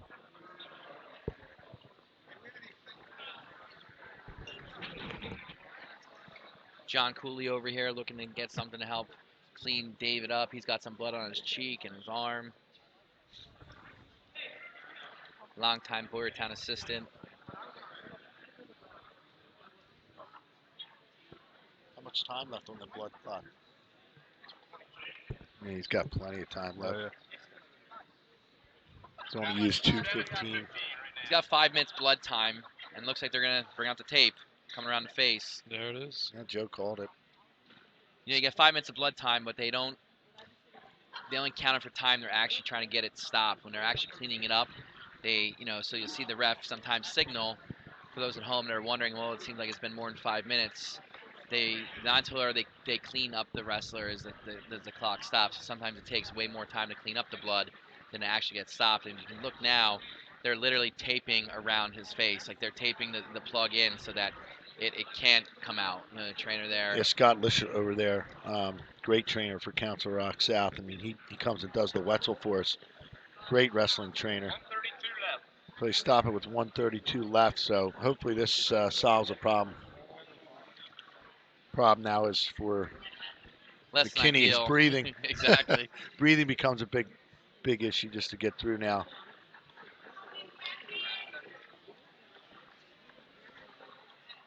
So now we're on cut on blood time. Now it's clean up. Now gotta get the blood off his hands, blood off any parts of the body. Looks like the mat's already done. Look like David Campbell's cleaned up, and we're ready to go here once they finish up on McKinney. I think back in the day, if my memory serves me correctly, Coach Kaiser used to wrestle with a mask. Oh yeah, I'd put the mask on. You just He bleed and suck. He has to protect the moneymaker. You know, if he doesn't have his good looks, he's got nothing. I think I just wore the mask to look cool, by the way, Coach Jones. It seemed to work for me. Oh, I don't know about that. A little intimidation factor. He wore it all through college.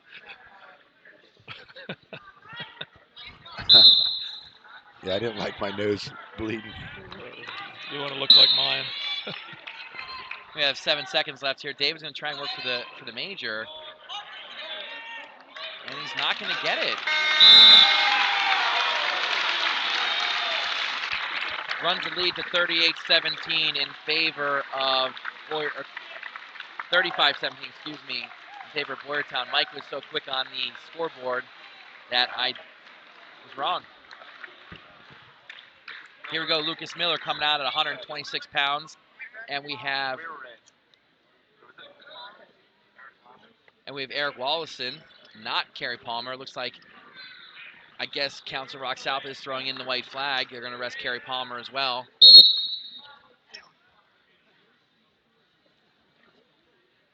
So Wallison, a freshman who's undefeated on the season. I mean, I think, you know, we can say it over and over again. It's another one of those guys that can come out for Council Rock South that's going to come out and battle. Lucas Miller on the year 26-5.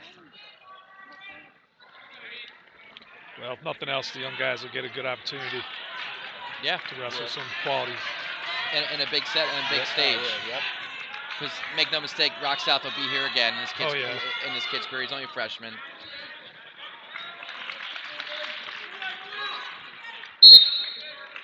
Miller on the year was third at King of the Mountain, second at Escape the Rock. 42-12 last year as a junior, which saw him take fifth in the state. He's 135 and 37 for his career. Not bad.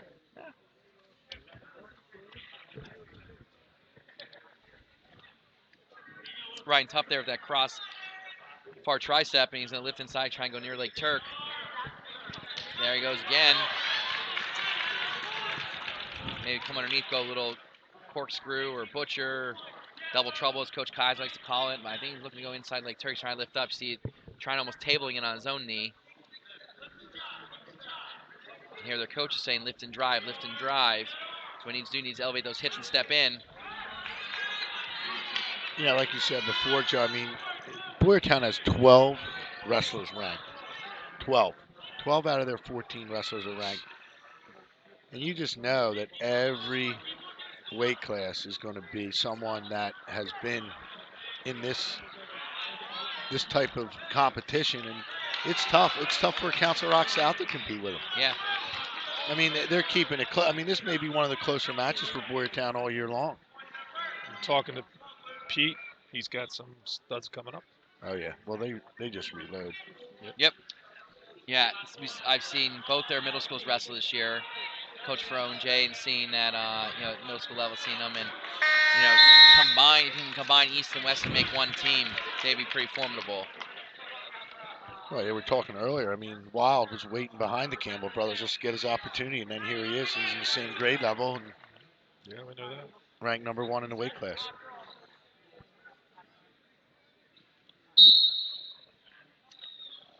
And it's at the end of one, Miller with a 4-0 lead. Porter turning the D slide and coming up, and he's reaching back to the switch. Willison. Yeah, he got the switch there, grabbed the leg, stayed in bounds. See if he can come out the back door. He does. Gets it too. Again, letting him wrestle out there on the edge. Like it. Yep, it's good stuff. We were talking earlier, their practice room must be interesting. Guys banging in there every day. Oh, yeah. And then throw the coaches in there. Yep. Because Haley and Pete and them, they still strap it up and go. Cobb, Minnick, those younger guys. Spade throws it. We were talking. Spade even throws him on and goes.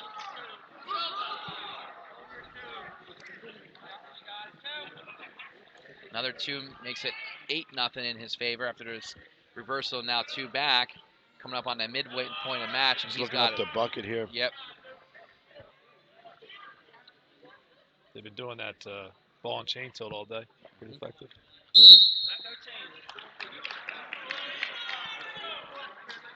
And again, for Boyertown here at the end of the match, I mean, it's kind of just like all business, like, you know, kind of closing things out.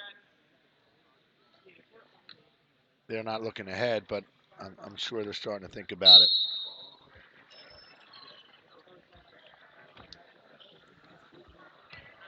And trying to go that near leg Turk, or I'm sorry, low leg Turk, and lift up and step in. Now he's got to get that pressure forward to get the weight off his hips and more towards that shoulder he's driving towards. He's allowing Wilson to keep his hips in the ground. Now he's got over top that side to see if he goes cross-face cradle here.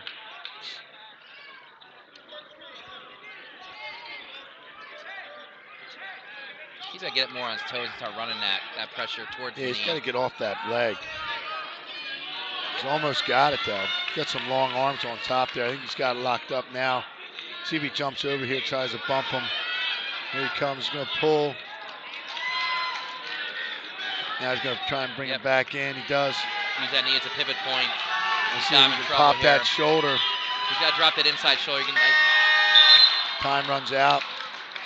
Getting two more, or now three make it more. 3, yeah.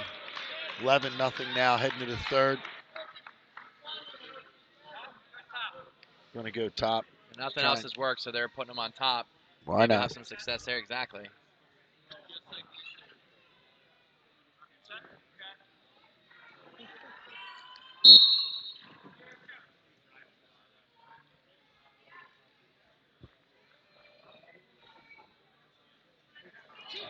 Nice switch. Real nice switch. Real hard there. Yep, power to it. So 13-0, 2 more will be a tech. See if he looks to get something tight here for the fall or just be happy to take the tech.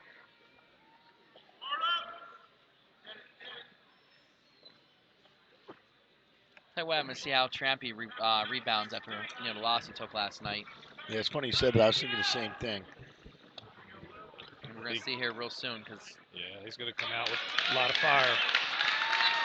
You know, I haven't had the opportunity to interview him, and I was impressed with his focus. You know, he's very driven, very, has not the blinders on, but very, very straight on approach. He knows what he needs to do to be good, to be great, to win a state title. Being on the cusp of it last year, got Garrett Mager checking at the table here, and here comes Trampay.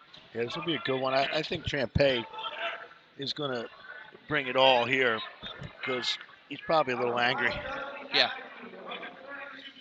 You saw the frustration, anger in the match last night. You know, uncharacteristic of him to grab the headgear like he did, of Wade coming to try and drag him on the mat. I think he was out of frustration, and not taking anything away from what Wade did. I think Wade just frustrated him because he was on his offense. Oh, yeah. Wade got to the legs so many times yesterday, and Wade alluded to that in the post-match interview. And we got Mager on a nice hit inside single, and he's gonna table it and bring it up.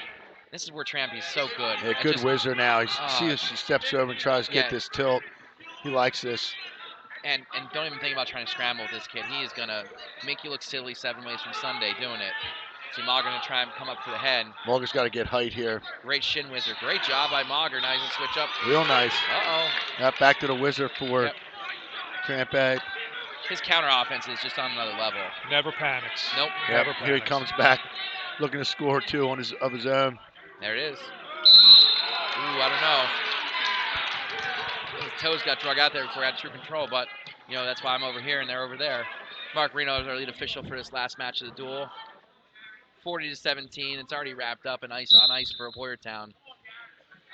Great mat return. Again, I was saying before the takedown, Wade Cummins was talking about how when they wrestled the first time, escaped the rock, he allowed Trampay to kind of dictate the pace, and what he said to himself he wanted to do was to go out and control the match and make him wrestle his match. And I really think he did because he was one on making all the leg attacks, and Trampay had to react to everything Wade did, not the other way around. So it worked out in his favor. Good chance we'll see another rematch at some point. I don't know, Dave. The rumor has it, and Wade even said that in an interview earlier in the year that he's thinking about going 26. Wow. Yeah, he's had some problems. He's kind of plateaued with his weight a little bit, so I don't know where he stands with his weight descent plan. But I didn't see the weight sheet yesterday, but I think he said he hit the scale at 130. That'll be interesting if he drops down there. I mean, obviously he can beat Trampay. I don't know what else is out there at that weight class, but boy, I'd like to see them go a couple more times this year. Yeah.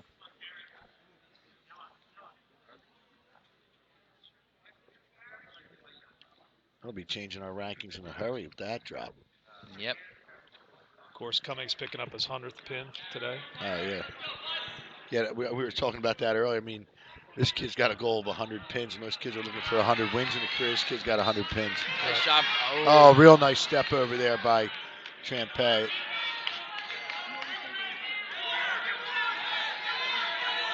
Two seconds to go. I think you'll see if given the opportunity, they're going to see how things go. Boyertown to defer, but we've seen the third period. I would see Mager get on top of Trampay. Mager is he's good on top, and he really makes guys work, and he's good at turning.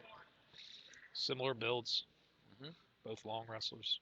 But we get to see it here. Let's see maybe a little preview. See how it goes. Some of the guys on the bench in Boyertown giggling a little bit. They know that Mager, this is his bread and butter right here. Second caution there. Oh, back to back. Yes. See if Trampay moves when he comes in. Veteran move there. Tries a Granby out. Stopping that leg from coming in, catching that foot. It's a nice job by Trampay. Mager's got him loaded on the hip, though, so Trampay can't get that far away. Getting the other one in. Trampay still has the other one caught. He's going to look to probably take it up over his head. There's possibly back. Ooh. You got two. He's getting three. You got a 4 count. So 2 backs, impressive for Mager. Yep. Now he's getting high. He's got to be careful here. Trampay gets his head out. It's going to be a reversal here. Now he's got that low leg. Watch out for He's going to look for this cradle here. He's going to try and scoop it now. Yeah, he lost it. He's still on it. Still's that low leg, though. Still's the leg split. And you see he's holding that shoulder. He's not letting him split those legs while he's getting it now. But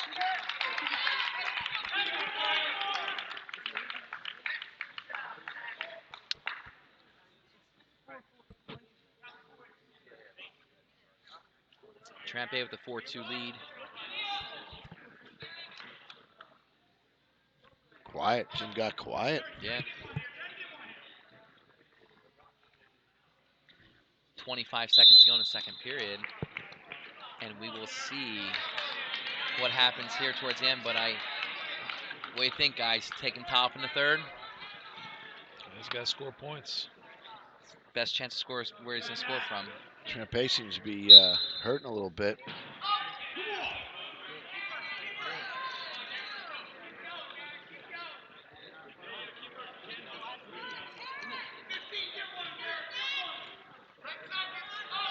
Now the only problem there, Mager's going to have to stay on top. You know, he got 2, but he gave 2 right back. So I don't know that he can get out on bottom, to be honest with you. I think you're going to see him take top. Why not? Yep. He looked back. He gave the same signal. Coach even laughed. They're all on the same page. Last 2 minutes of the district championship match here.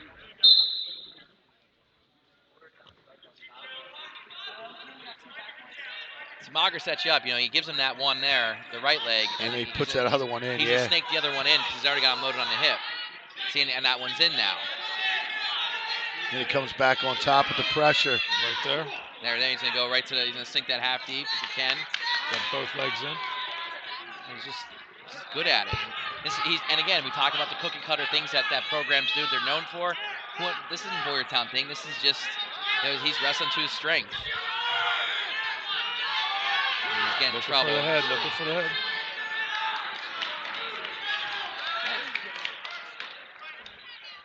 Trampay's going to extend his lead to 6-2. He's going to let him go. He's going to cut him. So obviously Trampay feels a little more comfortable on his feet against Mauger. Lets him up. It's a quick 2. Slick. 57 to go. 8 to 3 now. Mauger kind of had that look on his face after he got the takedown, like, I don't know what to do. Like, on his feet, it just, it's frustrating to wrestle a guy like this. Just, oh.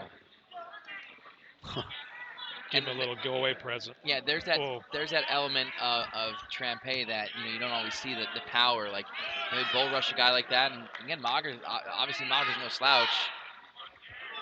And now Trampay's gonna get after him, I think. Oh. Yeah, he's Makes slick. it look so easy. He's slick. What was the score to start the period? 6-2? It's 4-2. Or was 4-2 to start the third? Yep. It's now 12-6. I mean, he's just opening it up right now.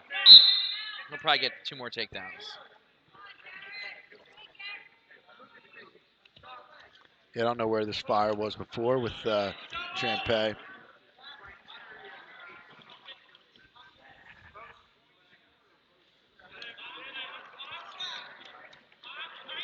Pop that head out. Mauger doing a good job trying to tie him up.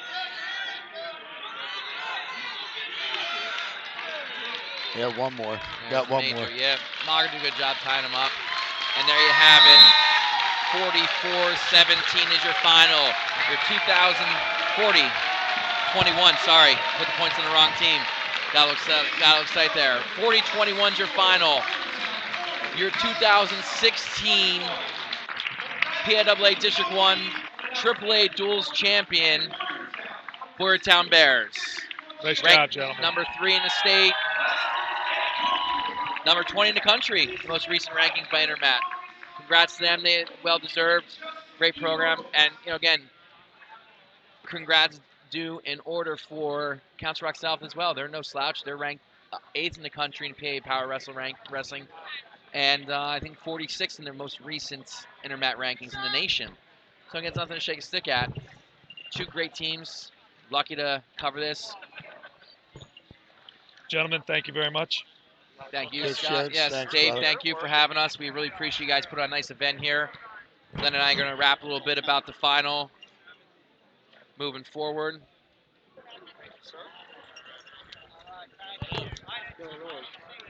Not much. So, Glenn, here we are, 40-21. Did it go as you expected it to go? Yeah, you pretty much did.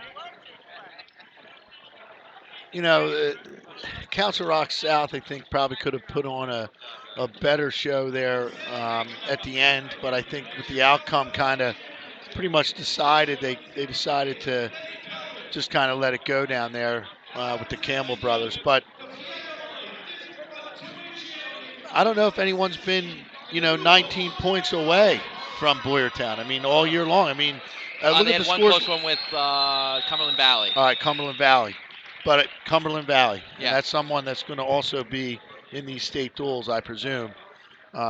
Is that correct? Do we know that? Yes. Yeah. They're So in the final with Central Dauphin at District 3 right. today. Central Dauphin, I know, has beat a couple of our District 1 teams as well. That's kind of always the standard. District 3, District 1 in these duels the last couple of years, and of course the teams out there from the West. So, we'll see how good we are, District 1. But certainly Boyertown has to be considered to be one of the teams to win this thing. I really keep looking around, and top to bottom, 14 wrestlers. They have 12 guys that can probably go with anybody, anywhere, anytime. I really think they may be one of the favorites here. I mean, I know Becca clearly is the number 1, and Bell Vernon, is 2. But if we're separated from them, that puts us in a great spot to get to the finals. And I think Boyertown, the last 5 years, their goal is to be in that championship battle with a chance to win. And that's what they're working for. So I think they go to work, Monday, thinking we're winning a team championship. And that's the mentality you have to have. Great. Yeah, I mean, I'm not sure. I'm looking ahead. I think they might have one duel on their schedule for the Pac-10 to finish up their Pac-10 slate. But then Thursday, they're in Hershey. and they're getting ready to get busy and get after it in that 6 o'clock session. It's going to be exciting. It's going to be, you know, when this team championship thing started, I questioned it. I wasn't sure.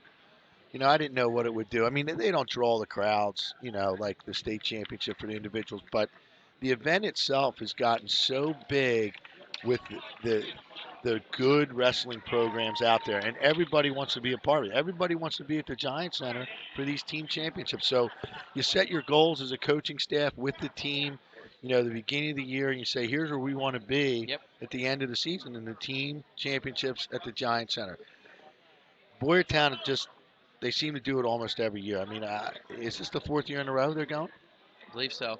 Four straight years. I mean, and they got young guys on this team. They got veterans on this team. They got kids for the first time in the lineup that are just running through people. I just think the team championships have really grown. I just wish the fans would get into it more. I think you lose some of your fans for these events, but again, if we went to 24 teams, I don't know if it would be any different. We could probably go to 8 teams, here and still have the same level of fan attendance. But the level of wrestling in these duels was just unbelievable. I mean, the close matches last night just tell you, how good wrestling is down here in District 1 right now. You just look back and, Downingtown East with the squeaker past Penridge, and they're going. Penridge comes back, beats a tough O&J team that went all in on Council Rock South, and Rock South needed the last 2 matches. They were down 8 going in the last 2, and comes out and wins. And Penridge wins against, who'd they get on the return yesterday? Slips my mind right now.